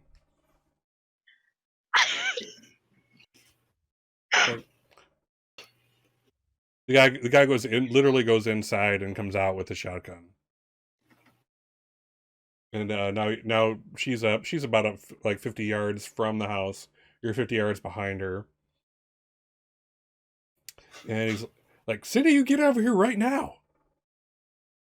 And she kind of looks. Like this. It says, "Yes, that is a good weapon. Use that to protect your child. She's kind of not the brightest bulb I see. Oh, We just wanted to make sure she got home safe. We'll be leaving now." oh my God. Yes. Shout out across the distance. Yeah, so the Thank guy you very is, much, Mr. Turner. Your daughter is wonderful. We wanted to make sure she got home safe. You be having yourself a good night now, you hear? you seem kind of, Get rid of that man and tell him his daughter is wonderful. You know that child is odd. And then I'll turn and start walking away. okay. He puts down the shotgun and kind of leans it over to the side, like, you know, you had the kind of like the porch area with that enclosed thing going on. He kind of leans up against there. Well, I'm sorry for my disrespect. You know, just watching out for my daughter. She kind of brings home strays of all kinds. And turn around like, no disrespect taken, sir. I admire a man who takes care of his family. Ooh, nice one. Charles is like, oh. Yeah, Dad, he's so like, just, yeah. So what are you doing here? I don't recognize any of you. We're some private investigators down from Madison, and we're supposed to be checking out the Vargas farm. Oh, there's a horrible thing that happened there. Yeah, somebody in the city wanted us to check it out, so here we are. Oh well. So My friend here, he's a very excited tree surgeon. well, I'm gonna get my daughter inside. It's a school night and all. Yeah. She has been a great help today. Thank you very much, sir, for raising such an incredibly polite daughter. Well, she is polite. And he's like, I'm not quite as trusting as her, but I mean, if I can give you a plate for the night, I'd be happy to. That is mighty kind of you. I do have a couple of friends back over at the Vargas farm, but I might mention them to them and see if they're up to that. In which case, if you don't mind, then yeah, we might come by. And he's like, yeah, I meant kind of giving you a plate to take to your friends. No. You kind of get the drift that he's like, I don't want to actually bring strangers in because that would be freaking dumb. So I'm going to instead give them a plate that they can take back to them. So yes, so he's inside for like all of like 2 minutes, and he brings out what looks like a plate with tin foil over the top of it, and it's like a decent mound of it, of whatever it is. And he kind of brings it out to Hawk, kind of just nodding at Charles. Says, yeah, so I put enough in there for you and your friends. It's my wife's meatloaf. I'm going to be honest with you. It's not the most fantastic. That's why I put in a bottle of steak sauce. So just, you know, thank you for your kindness. I appreciate it. Thank you as well for your generosity. And with that, he kind of he takes Cindy by the hand. It's like, and you can as he's walking away with her into the house, he's like, you need to stop bringing home the strays. Jeez, you're going to do the wrong ones sometime. Something bad's going to happen to you. I don't know how many times I tell you that. But Dad, because children are infinitely more wise than their parents. So we'll cut back to an angel and a stocky. That's like a name of a TV show. Stalked by an angel. So yeah, Stalked by an angel. Nice. kind of like this visual, like when we cut back, if this were a TV show, it'd be like, so yeah, anyways, and then my mom died and that like sucked. But like and then I became friends with Hawk, so like that's cool and everything. And so basically it's just Darcy telling her whole life story to Dima. Finally, someone who will listen to it all and not interrupt. Right. And after about 20 minutes of rambling backstory, you're like, and so that's why I don't like ketchup. Right. That's where my problems with authority come from. I bet you were wondering. And Tuma's, yeah. Yeah, she nods. A lot of nodding and smiling. Because that's what people do. Mortals do, apparently. So Dumas is Darcy's therapist, is what we're saying. So, yeah, so you guys are walking, and again, there's this mist. It's just it's in all directions. Again, you can't see more than about 100 yards. So anything that would be at like as with the game considers far distance is just obscured. And it doesn't take too long before you actually see what look like glowing red eyes at the edge of the mists off to one side of you. What do you do? Darcy's gonna pull her shotgun off her back and have it up and ready just in case, but she stopped walking. She's not getting any closer, but she's not leaving either.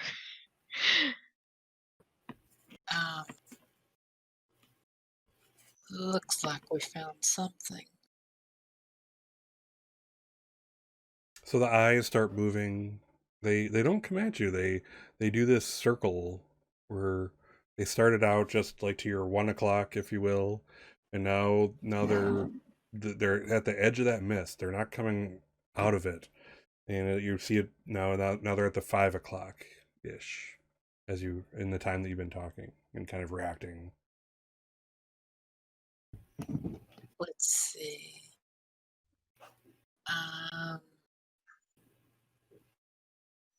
One second. Okay.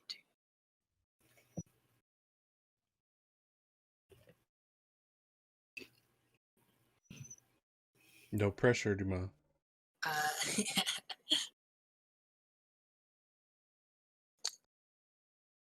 Okay.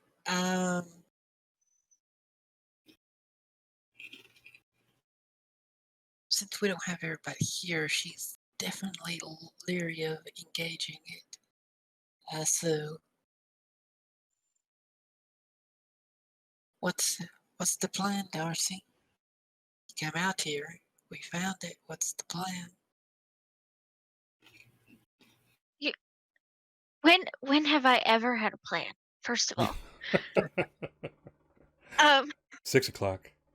Also, I think it looks like it's trying to get away from us. 7 o'clock. 8 o'clock. I don't know. I'm gonna. And then before she finishes that sentence, she starts walking towards it. Oh my god. What does Duma do?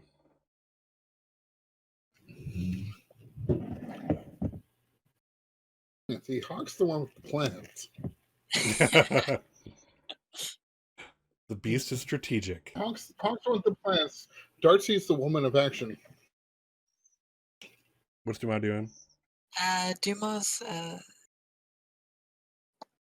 alright. She's just gonna walk up to Darcy, put her hand on her shoulder, and we're just gonna take them back to Hawk.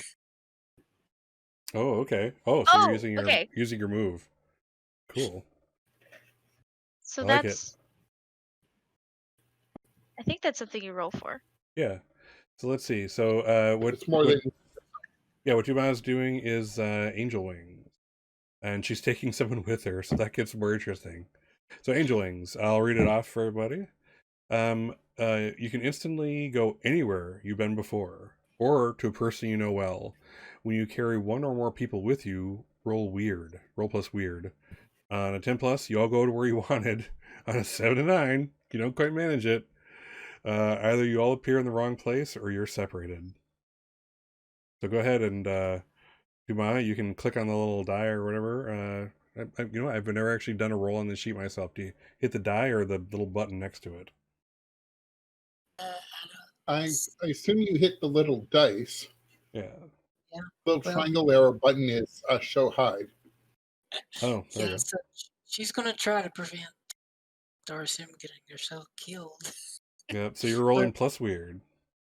Don't know how well this is gonna go. We don't know if it would have killed me. A 9, 7 to 9. Last words. Oh, On a 7 to 9, you don't quite manage it. Either you all appear in the wrong place or you're separated. so can I roll to? No, never mind. I don't want to do that. Oh, you're like looking I was to gonna help ask or if I something? could. I was gonna ask if I wanted to help out, but I think it's more interesting if we get separated or end up in the wrong place. So I'm not gonna help out. All right. All right. So, Duma, you end up with Hawk and Charles. You end up with Hawk and Charles. I have to feel that you always go into like stock mode or Batman mode. So like whenever you appear, it's never like right in front of them, like, "Hey guys, how you doing? Huh? I'm so happy to be back with you." It's more like, you know, you're 3 feet behind, out of their field of vision, and silent until they happen to turn and notice you. Is that the case? Am I reading that right? Yes. All right. So yeah, so that's Duma. Yeah, Darcy's nowhere to be seen. Where do I end up, Scott? So Darcy, you kind of when you kind of blink, and I know out of curiosity, Duma on Darcy, has this happened to you before? Have you done this for each other before, or the angel wings? Have you ever done that with her? Probably not yet. No. Okay, I'm so gonna yeah, say no. okay. I imagine the way it looked like it would like. If you were looking at it, it would look like big black wings that basically come out and like. Oh wow! Holy Oh, crap, that's that's awesome! And then like everything goes pitch black, and then you kind of blink to the next place. Yeah. So Do that's I feel funny? Lucifer. Does it feel funny? Probably cold. probably cold. So yeah, Cold. so Darcy, yeah, you feel cold, and suddenly you're warm. You kind of blink, and it was dark, and now your eyes are adjusting to light, and it seems like you're standing at the door to a diner, and this lady with Charlene on her name tag says, "Hey, honey, you want a booth or a table? We got all you need."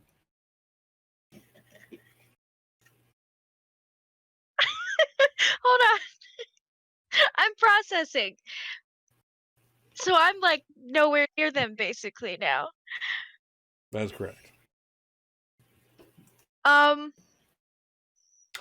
are you on? Okay. Is that a booth or a table? Darcy is kind of like looking around, sort of confused, a little dazed, because also, I mean, she's still holding her shotgun, which probably doesn't look great. That's true. But like, you're in the country.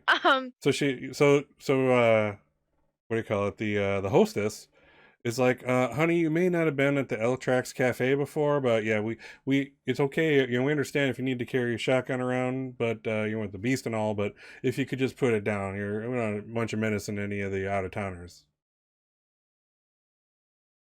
Oh yeah, sure. And she puts it back on her back. She goes, a booth would be great. Charlene, Oh, thank you. excellent. We'll get you that booth, and I'll get you some water right away, and we'll get you a menu. We welcome you to the cafe. Thank you so much. She says it like that because she's not good at talking to people. Hawk is the one that talks to people. Yeah, Hawk is her talker, her little marionette, her what does it call it, ventriloquist, talks for you. Hawk is the face. The Darcy face. is the brains. So yeah, you're seated at a kind of a, this is a pretty standard old cafe. It hasn't been updated in many years. It has one of those, kind of shaped wood benches to sit at, and what do you call it? The linoleum kind of tabletop in front of you. It actually has one of those. It has one of those things on the little mini jukebox from like the 50s or the 70s or whatever on the table, where if you put in a quarter, you can pick a song and play a song at your table. What's new, Pussycat? 9 times in a row. No. Followed by one, it's not unusual. No, the jukebox is delightful. I think Darcy chooses to play Bad Moon Rising by Creedence Clearwater Revival. Excellent. It feels appropriate to me. Excellent choice. I love that one. Just makes me happy every time I hear that one. Makes me happy too. One question. Not enjoy that one. Question I want to ask: do I have any idea of where she went, or do I just know it didn't work? You just know she's not with you. This has happened before. It hasn't always ended well. So again. So yeah, Dumas is standing just behind Charles and Hawk, who are now, I'm assuming, walking back to the RV with this plate of food with the little tinfoil over the top. And That's the intention. And no Darcy to be seen. First thing Charles is going to say to Hawk is, Hawk, nature is so resourceful. It can make do with just water. That's a dad fact for you. Take that as you will. That's cute. Okay, I'll give you that one. Dumas woke up behind him, and we found the hellhound, but there was a complication. Oh God! And there's no Darcy. There's no Darcy. And there's been a complication. Dumas is not a people person. What do you guys do? Darcy's back to the RV, right? She's somewhere. This sounds like a person badly trying to describe a murder that just happened. She's somewhere. Okay. Answer it. What does somewhere mean? I have had enough of your I'm dark and mysterious bullshit. I want some answers now. She just chuckles a bit. I'm sorry. This is really hard to get used to. What's really getting hard to get used to? Telling the truth? Doesn't always work right anymore. She sighs. I don't think she's still with the hellhound. I don't think she's still with the hellhound. She might be. Think. Pretty sure she's still with the hellhound. Do you have something explosive on you for Dumas to swallow? It's just like now would be he's got in the dad mode. He's pulling the rev on his chainsaw and he's running back into the woods. I'm coming, Darcy! Wrong way! He's going into the woods because he thinks you're still there. God damn you, Dumas! You stupid! Woods. It's more just like a small stand of trees on the other side of the RV from us. Fuck, you stay there. I'm going to kill this wolf. What are Dumas and Hawk doing at this point? I don't know if there's something I actually want to do because that kind of. But can I use the? Well, I can use the thing to do it without somebody else, so I could go to Darcy if I wanted to. Correct? Yes. Uh, well, Or parts of Darcy if she was to be still with the beast.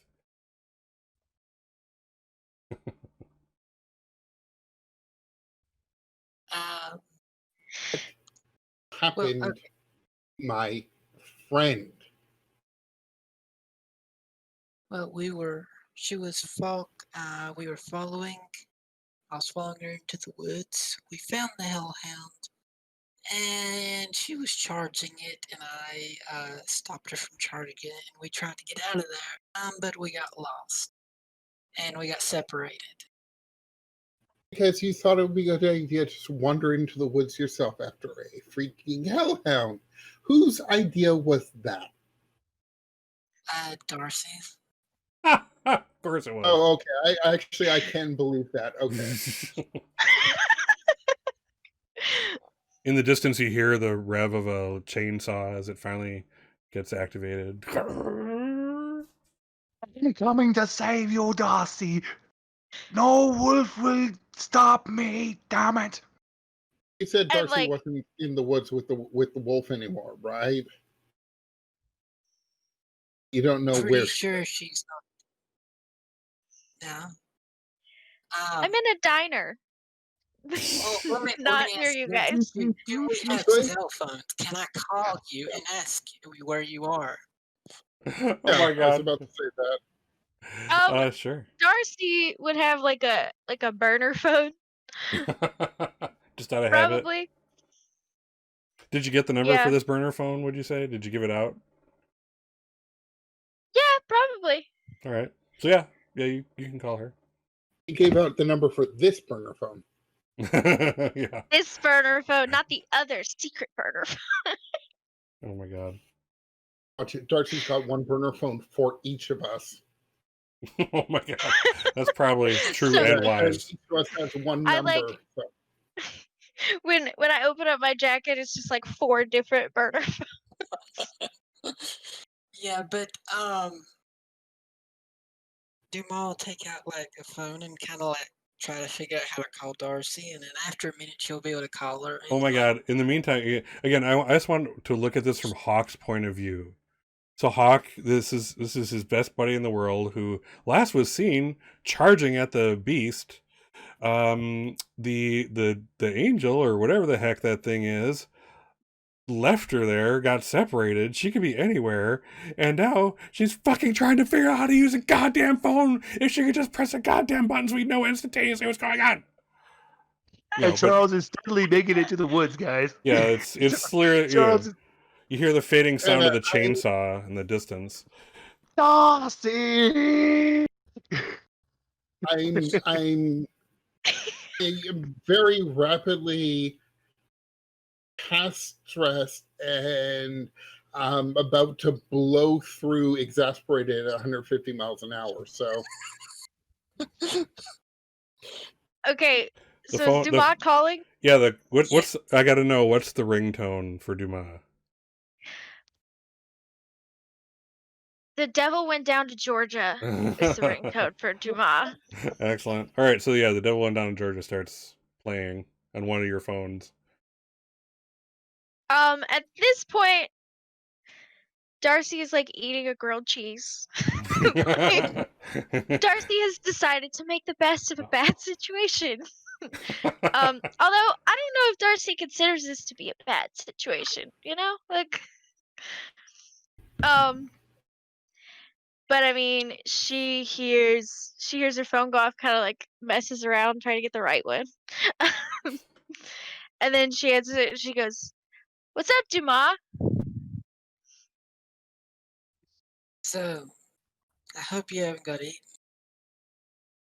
If I were eaten, I wouldn't be able to answer the phone, silly. That's probably true. So, Hawk, she's safe. Safe, huh? Yeah, so where are you at? Hold on. Give me a second. I'm gonna like wave down my waitress because I never bothered where I.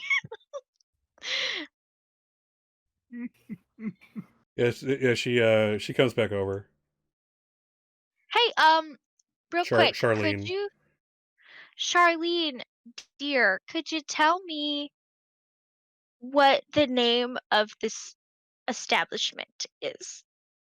Oh, honey, do you need some coffee too?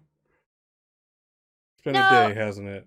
I um no coffee for me. I'm just wondering like what is it called? And You, also could you tell me am I still in like what town am I in? oh, honey.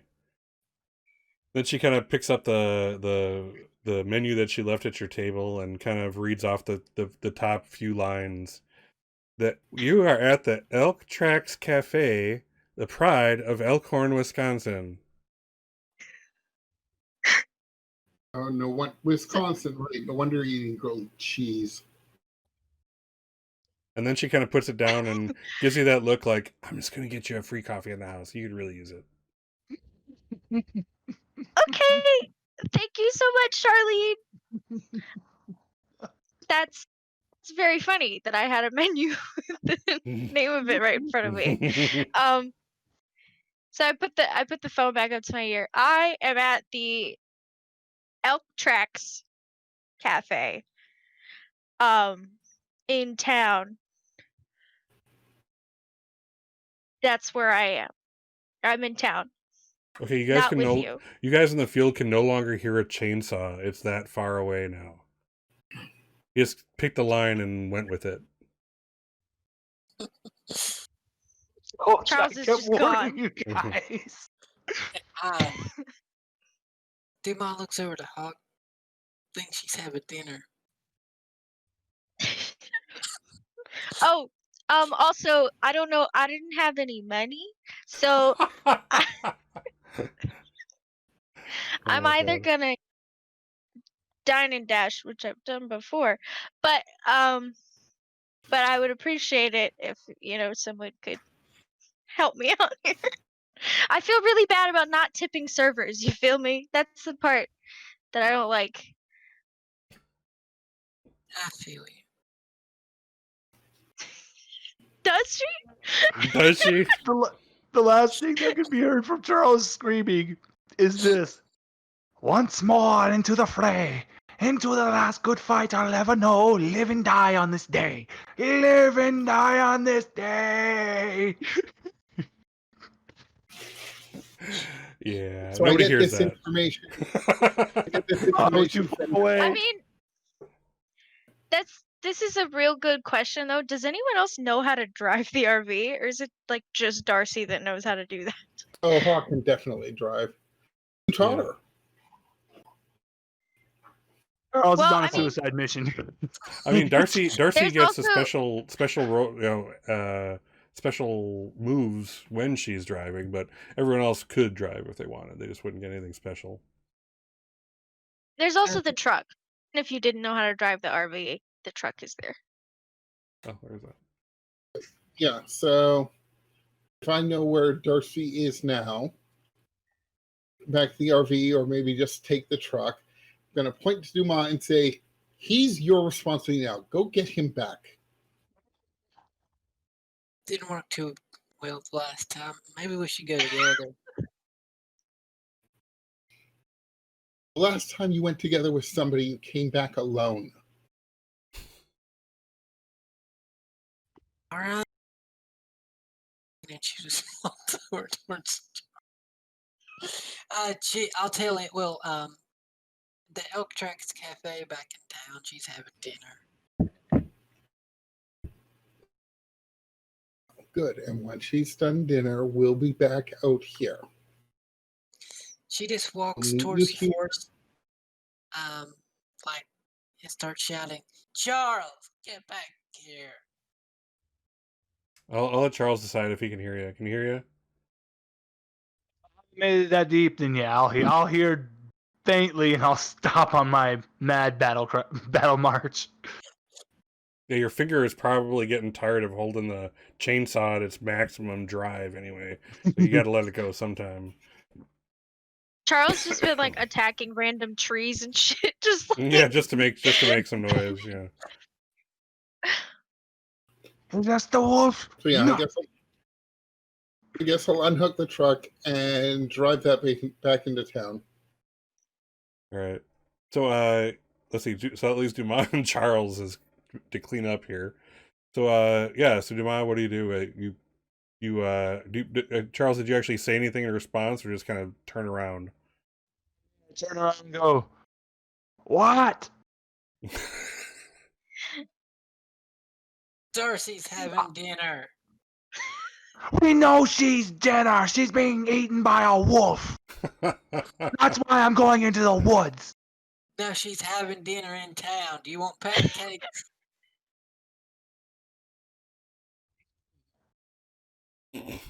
Pancakes do sound good. he goes from like an 11 to a 1 in the split second. Goes back to the woods. You were lucky today. All right. So for And he goes back to go get pancakes. all right. So at this point in the TV show, it would probably cut to commercials. So when it comes back, the gang is all at the Wolf Tracks Cafe, or the Elk Tracks Cafe, sitting around Darcy's booth, and they're being served by Charlene, and she's very probably very irritated because she had 3 joiners that she wasn't aware of. she seems happy. You know, you guys are out of towners. She's very intrigued by out of towners. What's everybody eating? I gotta know.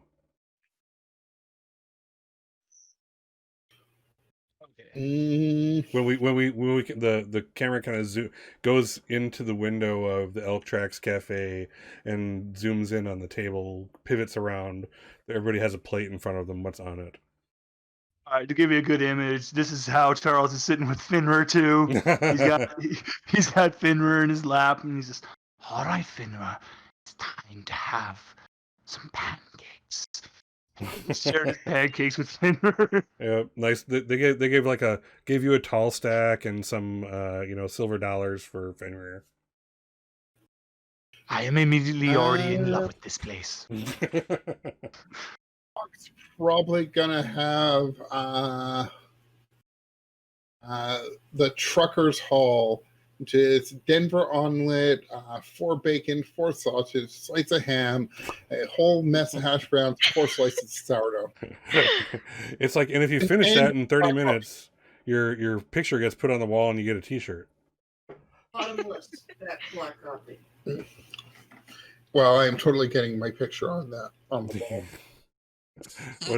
What's Dumas have in front of her? Do they like serve alcohol? She probably just get like beer or something if they serve alcohol. They probably don't. Well, this is freaking Elkhorn. Yeah, they probably have some beer on the menu. That's about it.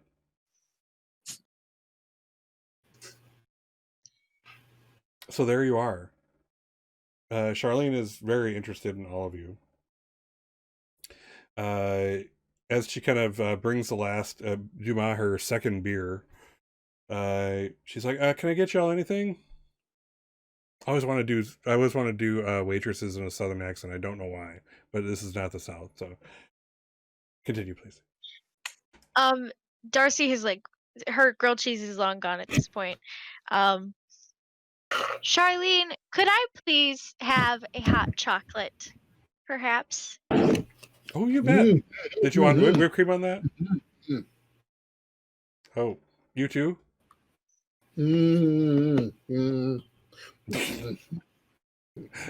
Hawk won't even take a drink. I'm good. This is good. All right, hot chocolate for you too. None for the doggy. The chocolate's bad for the doggy. May I have a vanilla milkshake for Finra? He loves them. And may I also have a hot chocolate as well? You betcha. Wow, you out of towners really know how to eat. Are you are you some kind of news people or something about the beast? We did have Say to we are spend a 14 team hours on the road to looking get for here. it. Just trying to see if it does exist, in fact. Yeah, What Charlotte we're has learned discretion. just for now. investigator type people. Oh, so are you looking at We're go ahead. not supposed to tell anybody who we're working with. As boss wants to keep the YouTube channel surprise until we launch it. Sure, eyes kind of get wide at that, like, ooh, I'll keep my mouth shut, I assure you. But I mean, I'm not one to gossip, but I mean, there is all that commotion over at the Vargas farm. You heard about that, right? Yeah, And she, definitely. When it's time, do not look for the launch of a YouTube channel called Scott's Case Files. oh, I wouldn't dream of it. Good pop there. Just between you and me. So It's I not the like, right kind of a show for a nice girl like you. just as a bit of flavor, I'm gonna say that like as soon as Hawk starts talking, Darcy is just like silent. Like all that, talking to the waitress, all that energy before, it's like as soon as Hawk, picks up that rein, she's kind of like, oh, like, good. I don't have to do that anymore. You don't have to be social anymore. Yep. so I get that. I get that in person too. So Charlene's like, just remember, it's Charlene Meyer, Meyer. I'm gonna write this. I'm gonna write something down on one of the napkins and stick it in my pocket. Got it. It's like, now I'm not one to gossip, but did you know Of course. that I think this beast was brought on by Vargas himself? He's a witch. He was a witch. Really? Yeah, Cristobal, good guy, but he's a witch.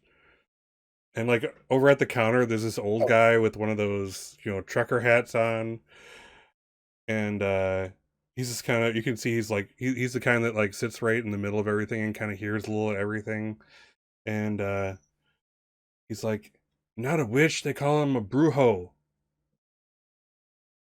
Oh yeah, and Charlene's like, yes, a Spanish witch, a brujo. I don't know the term. I don't speak the Spanish. And Yeah, I know. My grandmother was Bruja herself. well, anyway, So definitely a witch. So I have to think that was some kind of, something that they did. Not Joseph. I mean, he was always had nothing to do with that at all. if he was these Brujos and he brought this on, you think? I don't know. I mean, do you know anything else about that? No, I mean, he just wanted some Like, strange things from the feed store every now and then, and his son Joseph wanted nothing to do with all that. So I don't know. Joseph even hated Halloween. I don't know how you hate Halloween, but anyway, I miss myself, and yeah, he was a witch before he died. Is there anywhere secret he went to do his witchy stuff? That's a really good question. Nobody really ventured too far in there. Joseph might know, but like I said, he really didn't want anything to do with his dad. Darcy's gonna kind of lean forward a little bit and be like, do you think, Charlene, do you think that maybe, what if he's not dead? She kind of grasps at her heart. If she had pearls, she would grasp at those, but she has none. She's like, don't even say that. And she, Oh yeah, Darcy's definitely doing like spooky fingers when she says yeah, that. spooky Like, fingers. "Ooh." It's like, yeah, this woman is literally going to have nightmares tonight, brought on by Darcy. As It's was just kind of her like slapping your hands down, like Darcy, Darcy, stop that. stop. Don't be mean to our lovely hostess here. I'm imagining Charlene turns and Dumas, without even touching it, already drained out the second beer. It's already gone. The beer disappears as easily as she does. And Charlene's like, "Oh my, did you want another one?" Yeah, I think I'm good. All right, let me get you some water. I don't want you, I don't want you driving around tonight. Okay, gets a little one of those, you know what I'm talking about, the old red plastic glasses. Brings over there, puts in front of you with water, the ice in it, and with that, she kind of starts going about her business with some other people. The guy at the counter just kind of tips his hat to you guys and heads out the door after leaving some money behind for his bill, and he leaves the cafe. What do you do, or is it time to skip time and to like the next morning? One last thing Charles is going to say to the group. He's going to touch his chin and go, wishes.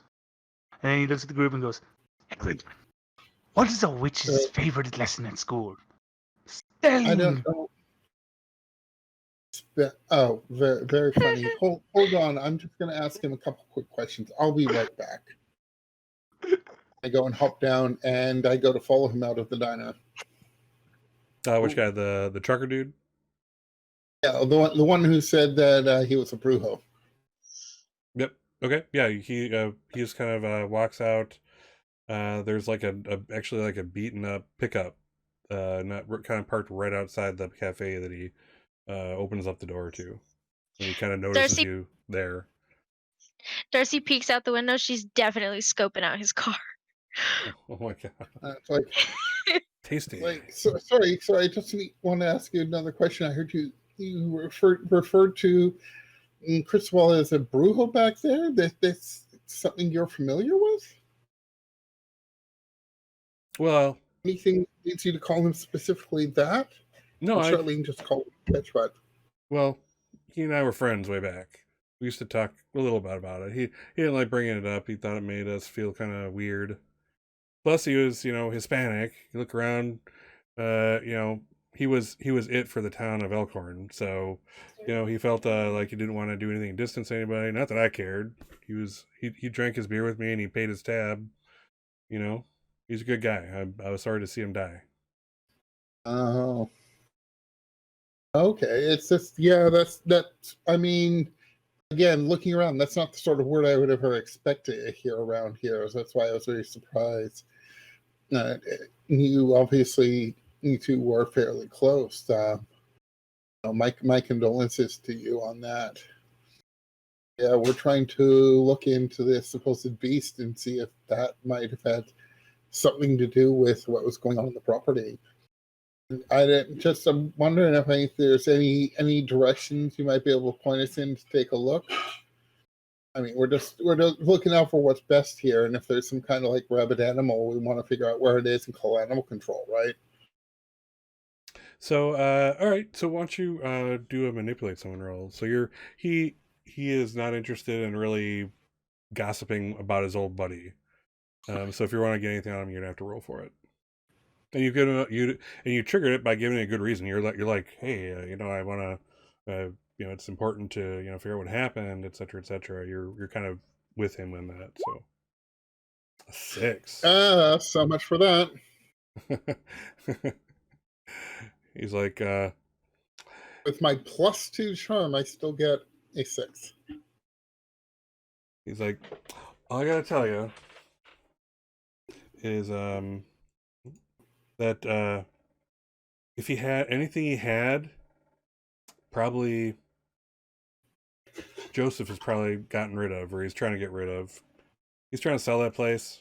So if I were you, sooner than later, I'd visit his house because I think Joseph is trying to get rid of the last vestiges of any of that Brujo history. He wanted nothing to do with it. Mm. With that, he kind of tips his hat again and hops in his truck, cranks it, and before you know it, he's off. Gives you one last nod.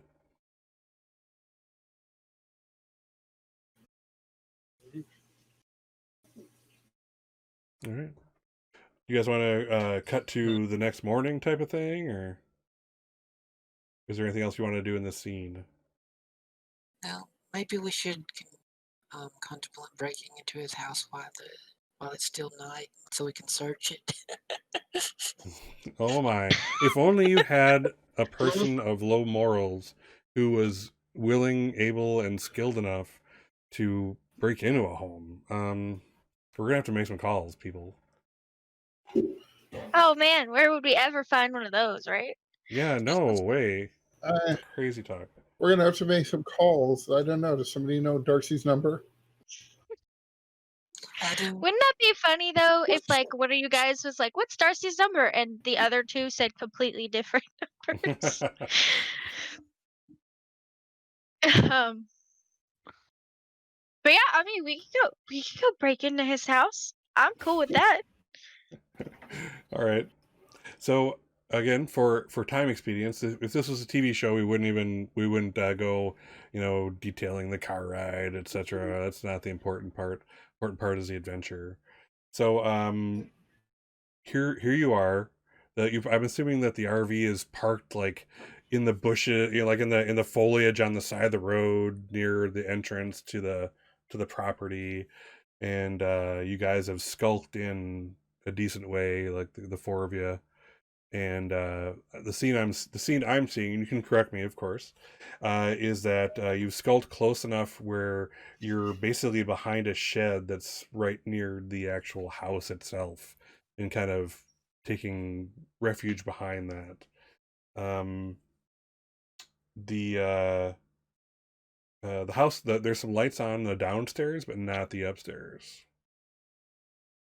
Cool. So assuming gonna that go is the ahead right and- scene, what do you do? I'm gonna go ahead and say Darcy definitely has a breaking into houses outfit. Um, Oh, yeah. Is it a cute outfit? no, it's like, I mean, I guess maybe it's like black leggings, like turtleneck. It's black, like a black beanie that she could maybe pull down over her face if she needs to. Does it have the eye holes in it for like a ski It- mask? Yeah, It's Yeah. pretty much exactly what you'd see if you went to stock image site and typed in burglar. Typed in Exactly. burglar. she takes this very seriously, as you can see.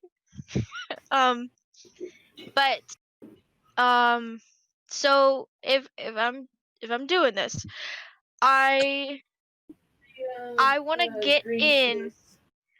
I want to get in upstairs, like through a window.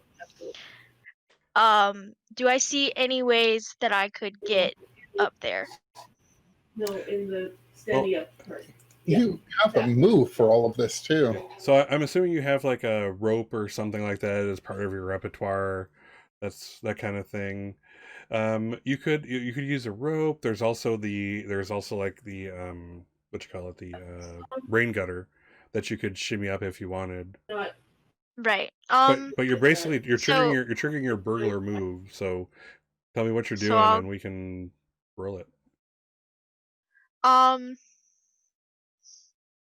Yeah, how I'm gonna do it is I'll go for like the rain gutter. And try to kind of get to one of the windows and then sort of like shimmy it up if I can. Maybe see if I can like doctor it a bit so I can get it unlocked if it is. But I'll go ahead and roll that All right. for Yeah. you. Roll plus sharp. 10. Wow, you guys are really rolling it here. I have this feeling whenever I play campaigns that someone's able to doctor all the rolls for my Blades in the Dark on. I have yet to see a horrible roll happen. So here we are. Yes. So yeah, you're able to kind of shimmy up, do your thing. So you have a 10 plus. So on a 10 plus, pick 3. So which 3 of these of the 4 do you do?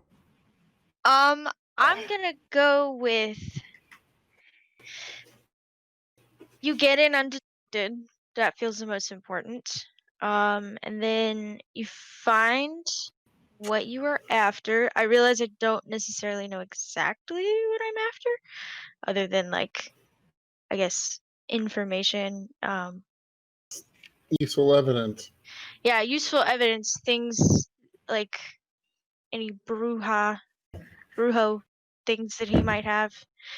And then I'm gonna say you get out undetected. So I'll leave a mess. Like he'll be able to know someone was there at some point. Sure. All right. So in the background, while this is happening, what are the remaining three of you doing? Darcy indicated that she's just going to do this herself. Yeah. Okay. You guys are there for backup and moral support. And in getaway case there's a driving. hellhound. And in case there's a hellhound, you have a chainsaw. Yeah, so probably kind of spread out, forming a bit of a perimeter just to keep an eye on what's happening.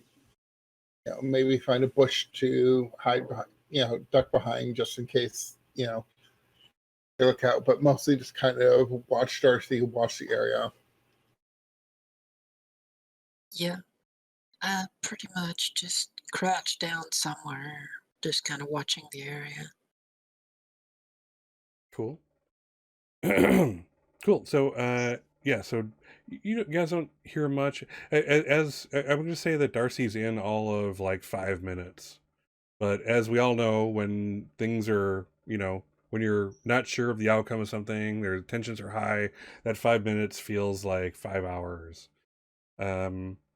On the inside, Darcy, you're kind of looking around. Again, you're a burglar. You're a freaking burglar. This is what you do.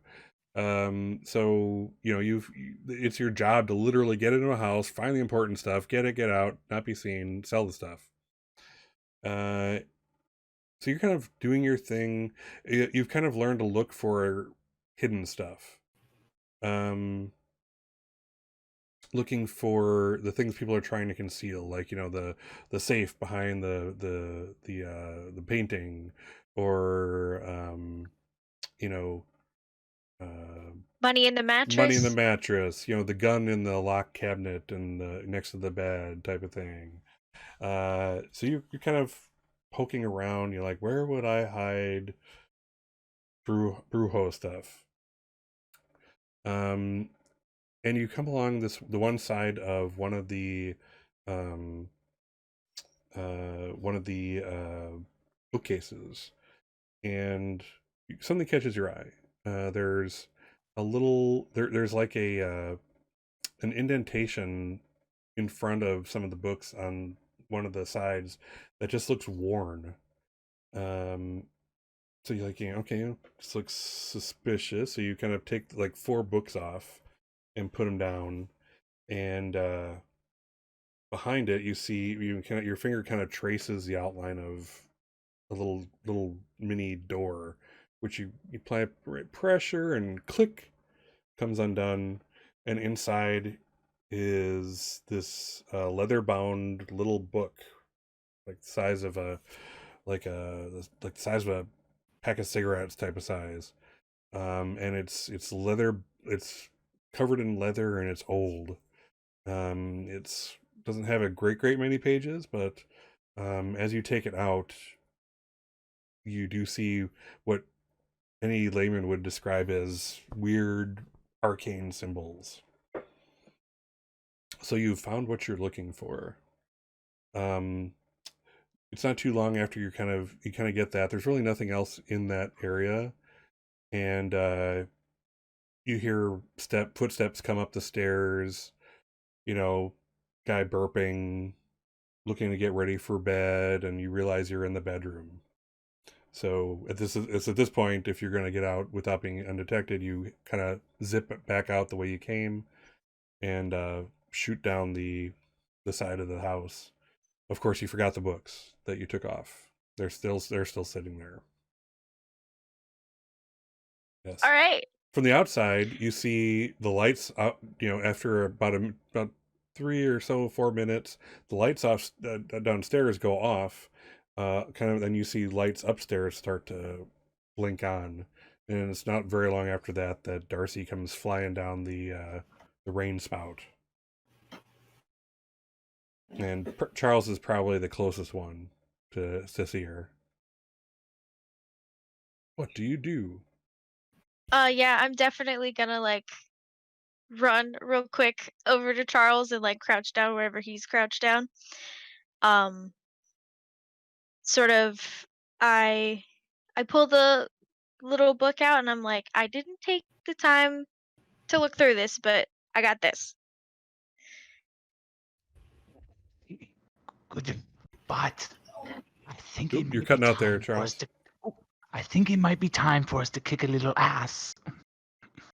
Oh yes, you're so burdened, but Whose ass are we kicking? Or whatever is making that noise. So get ready. What noise? What are you talking about?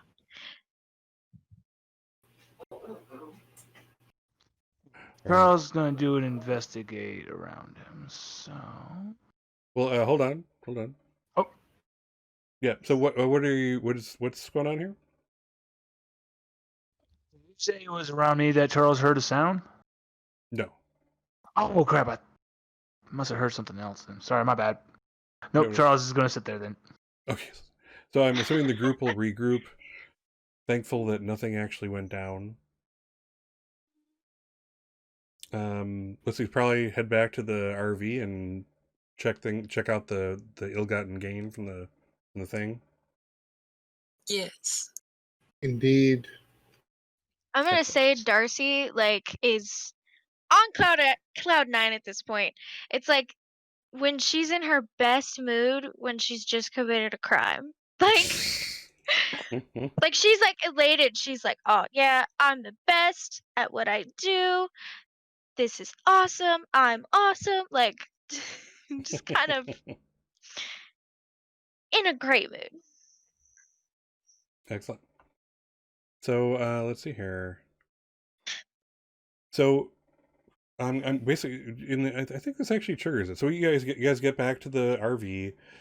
You're kind of looking over your stolen booty. I'm sure you're all kind of gathered around, like, oh wow, here's all the answers. So what I'm going to have you do is appoint a main person. You basically are investigating the mystery. So we're going to let you ask questions based on that. And then one person can help if they want, if it's needed. You can help after a roll. So if whoever is, doing the main investigation here comes up at one short, you can try to help out, in which case that'll boost it up theoretically if you roll well enough, etc., etc. So who would you say is your main investigator? Who wants to thumb through this book? She always brags about how she's the brains. I mean, I was gonna say Darcy has the highest sharp. Doesn't necessarily mean that it's gonna like be a success, but I'm just saying. Right. Does anyone in particular want to do it? I know Dumas and Hawk haven't gotten as much spotlight as I would like them to get. Anyone want to jump in? Yeah, I can help. I can help out, try to decipher the arcane stuff. Okay. Hawk, would you mind doing the investigate? Suppose I was can actually roll going- that one. Is a Go ahead. Bruja technically a shaman? A witch. I quite honestly, in real life, I have no idea what the inference there is. The only reason why I was asking that dumb question is because It's not a dumb technically, question. in Charles's past, he had experience with shamans, so I was just right. asking to see if we could do an investigation on his knowledge of Brujas. Okay, But gotcha. that's A only very if they. surface level shaman and bruja and whatnot can essentially represent different cultural names for the generic role of a magic worker. So, Leave that up to my keeper. yeah, Well- shaman normally references like a lot of indigenous practices and that, but I don't know, maybe they're related. Let's say for purposes of this, they are a bit different. I'm going to say for kind of the when I envisioned this character, it was very much more of a spell slinger type of thing than an actual like shaman type thing. So I'll say no for that for the moment, only because that was my initial, that was the way I dreamed this one up. Okay, then I cannot honestly think of any other way I could help with investigating. That was the only thing I could think of wise. Gotcha. Fair enough. All right, so I guess I'm going to sit here and look through the book. Mhm.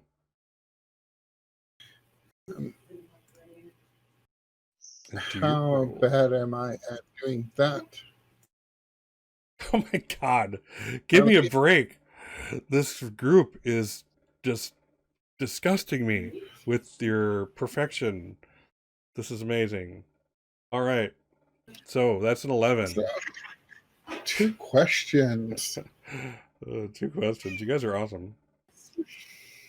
This is the safest hunters that have ever hunted a hunt.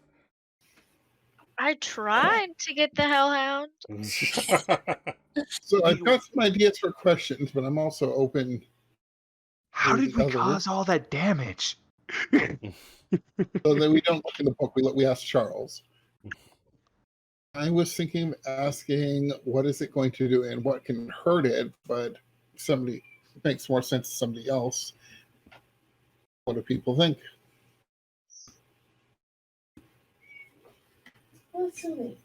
Those make sense to me. Yeah, that makes sense. All right, so what was it going to do? What was it going to do? So Because we've established that it's definitely a hellhound that's been summoned. And you won't stay still long enough for me to do anything else. So we're less concerned about what it is, And and more concerned about what it's actually was summoned for to do. Position indefinitely. Very unreasonable that way.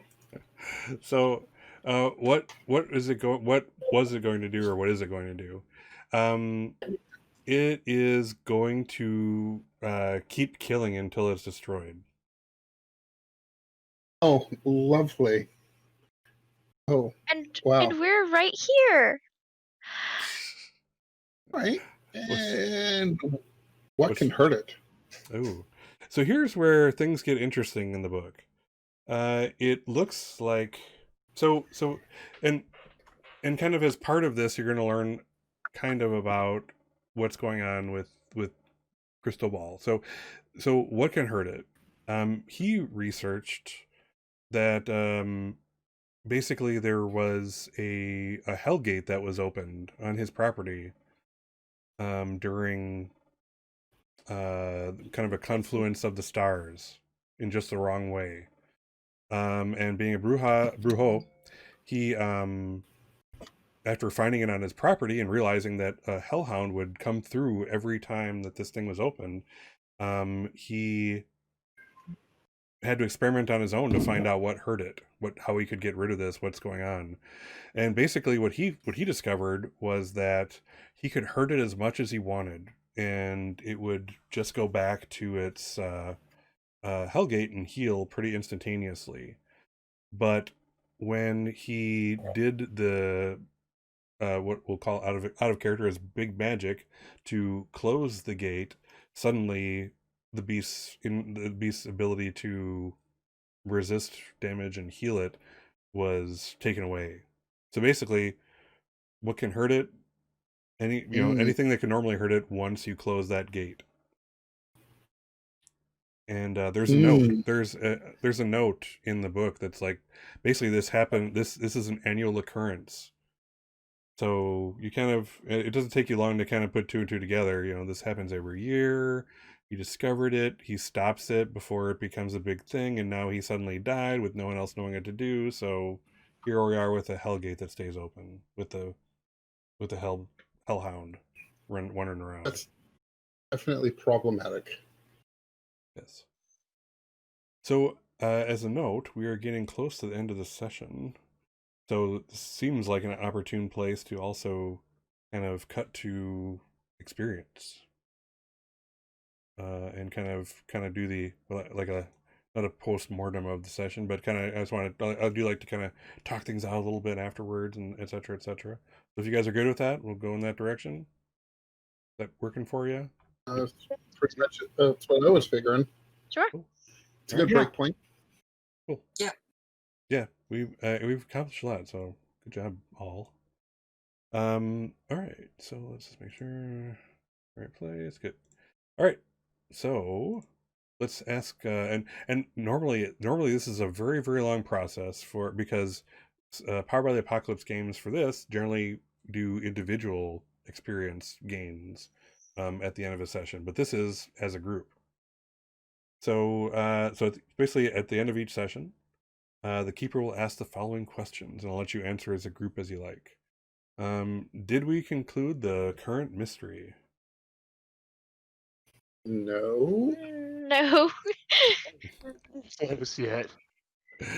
Did we save someone from certain death or worse? Not that Cindy! I'm aware of. Maybe I did. Well, I feel like Darcy was saved. yeah. I'm not sure she Yeah. was in danger. That was why Darcy was in danger, because she did not realize she was Yeah. in danger. As the keeper, I will say that Darcy was saved from or worse. So we'll count that as one. Did we learn something new and important about the world? I would say so. I would say yes. That there's a head in this town. Yeah, That's- And that we it learned opens about itself every freaking year. Brujos. Yeah. This is Okay. a terrible town. This is a terrible town. It's It's delicious a food. terrible town. Yes. Charles would like to leave. Charles is like, I don't understand why everyone's so rude to me. If there's a bright ray of sunshine, why does everyone hate me? All right, so that's let's see here. So that's two things, two out of the list we definitely know. Do we learn something new and important about one of the hunters? Ooh,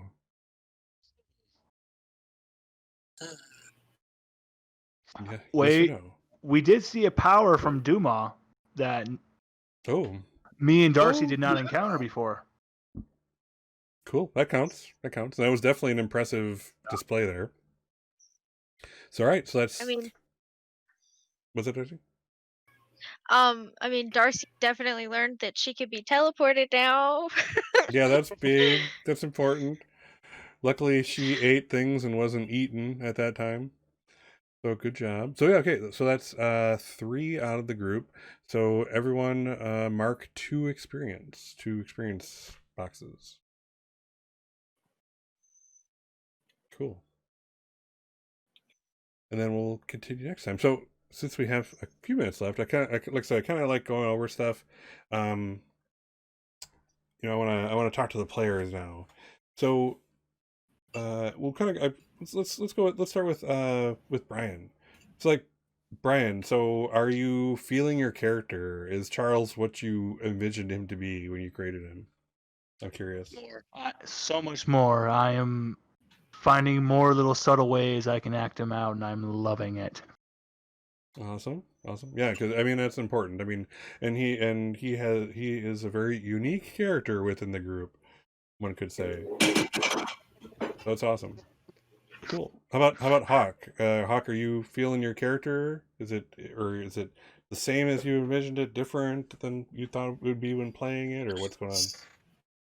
So different. I still feel I'll have a chance to sort of stretch for the very originally thinking, but I really wasn't thinking much.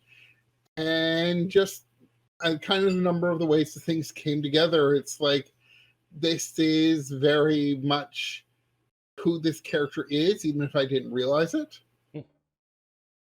And didn't realize Charles was going to be quite so exasperating. That's important because your character is what your character does and reacts is very much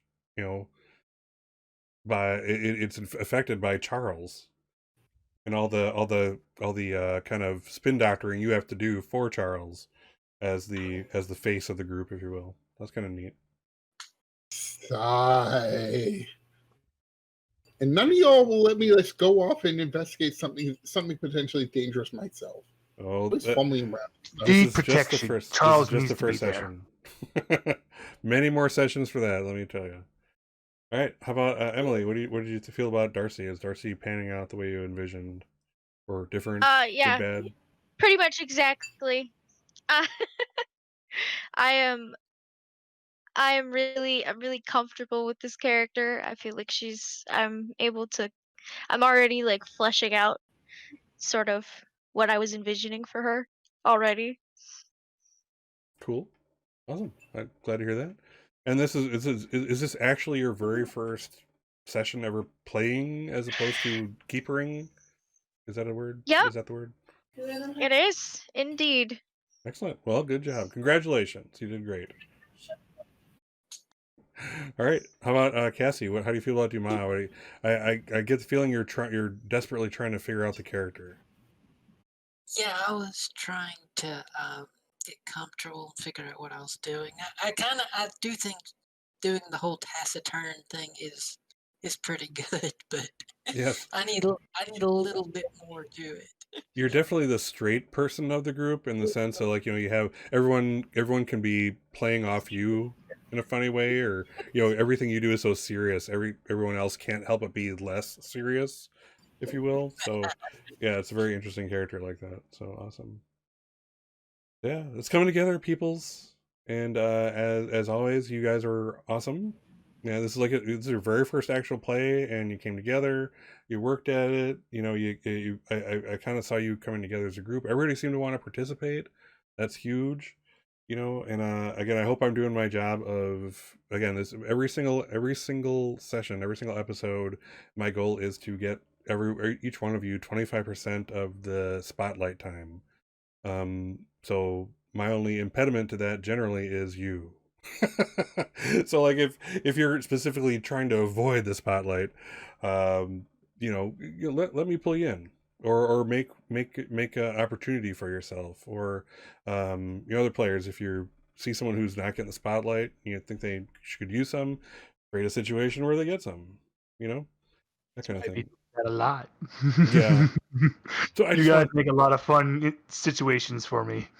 Yeah, I just want to make sure everybody has a good time, everybody participates, and everybody walks away from the table after a session feeling like they contributed to this, like it would have gone different without them, or badly, that kind of thing. So that's important to me, and give me feedback here or on Discord or whatever, because I want to constantly improve the experience for you. That's important to me.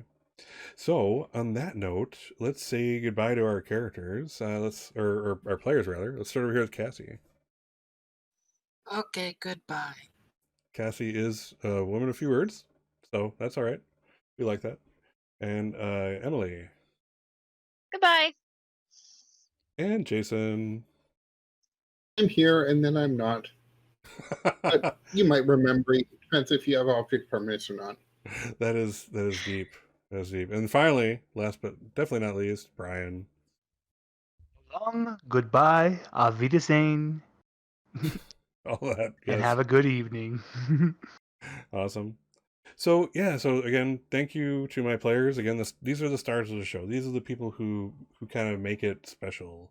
I can only kind of create the world and have other people react to what they do. But in the game here, if they aren't doing the actions, I don't have anything to play off of. So when a good session happens, it's because of the players. You can have a bad GM, a bad keeper, and have great players and still have a great session because they know how to make that situation interesting and action filled and involve people. So again, hats off to the players as always. Please keep that in mind. They are the stars of the show. And on that note, I bid you farewell. I am Scott of Scott's Case Files. If you're watching this on Twitch, all my information, all my social media links are below if you hit the about. And of course, follow me here on Twitch. If you happen to be watching this on the video portion of the show on YouTube, you'll find all my social media links below. And subscribe there and hit the bell to be alerted when I post new stuff, which I do. I post all these sessions plus clips from it, and then some other stuff in between, talk shows, and I'm trying to do some YouTube specific content also. So anyway, I bid all of you a fond farewell. Thank you so much for coming, and thank you guys for playing. You're awesome. Don't forget that. If during this week before the next Thursday hits and you're all sitting there feeling sad or feeling like you don't know what you're doing or you don't do it well enough, just know that there's this guy named Scott out there who thinks you're pretty cool, and hope that lightens your day. So I will talk to you all soon. And bye for now. Take care. Go forth and do no harm.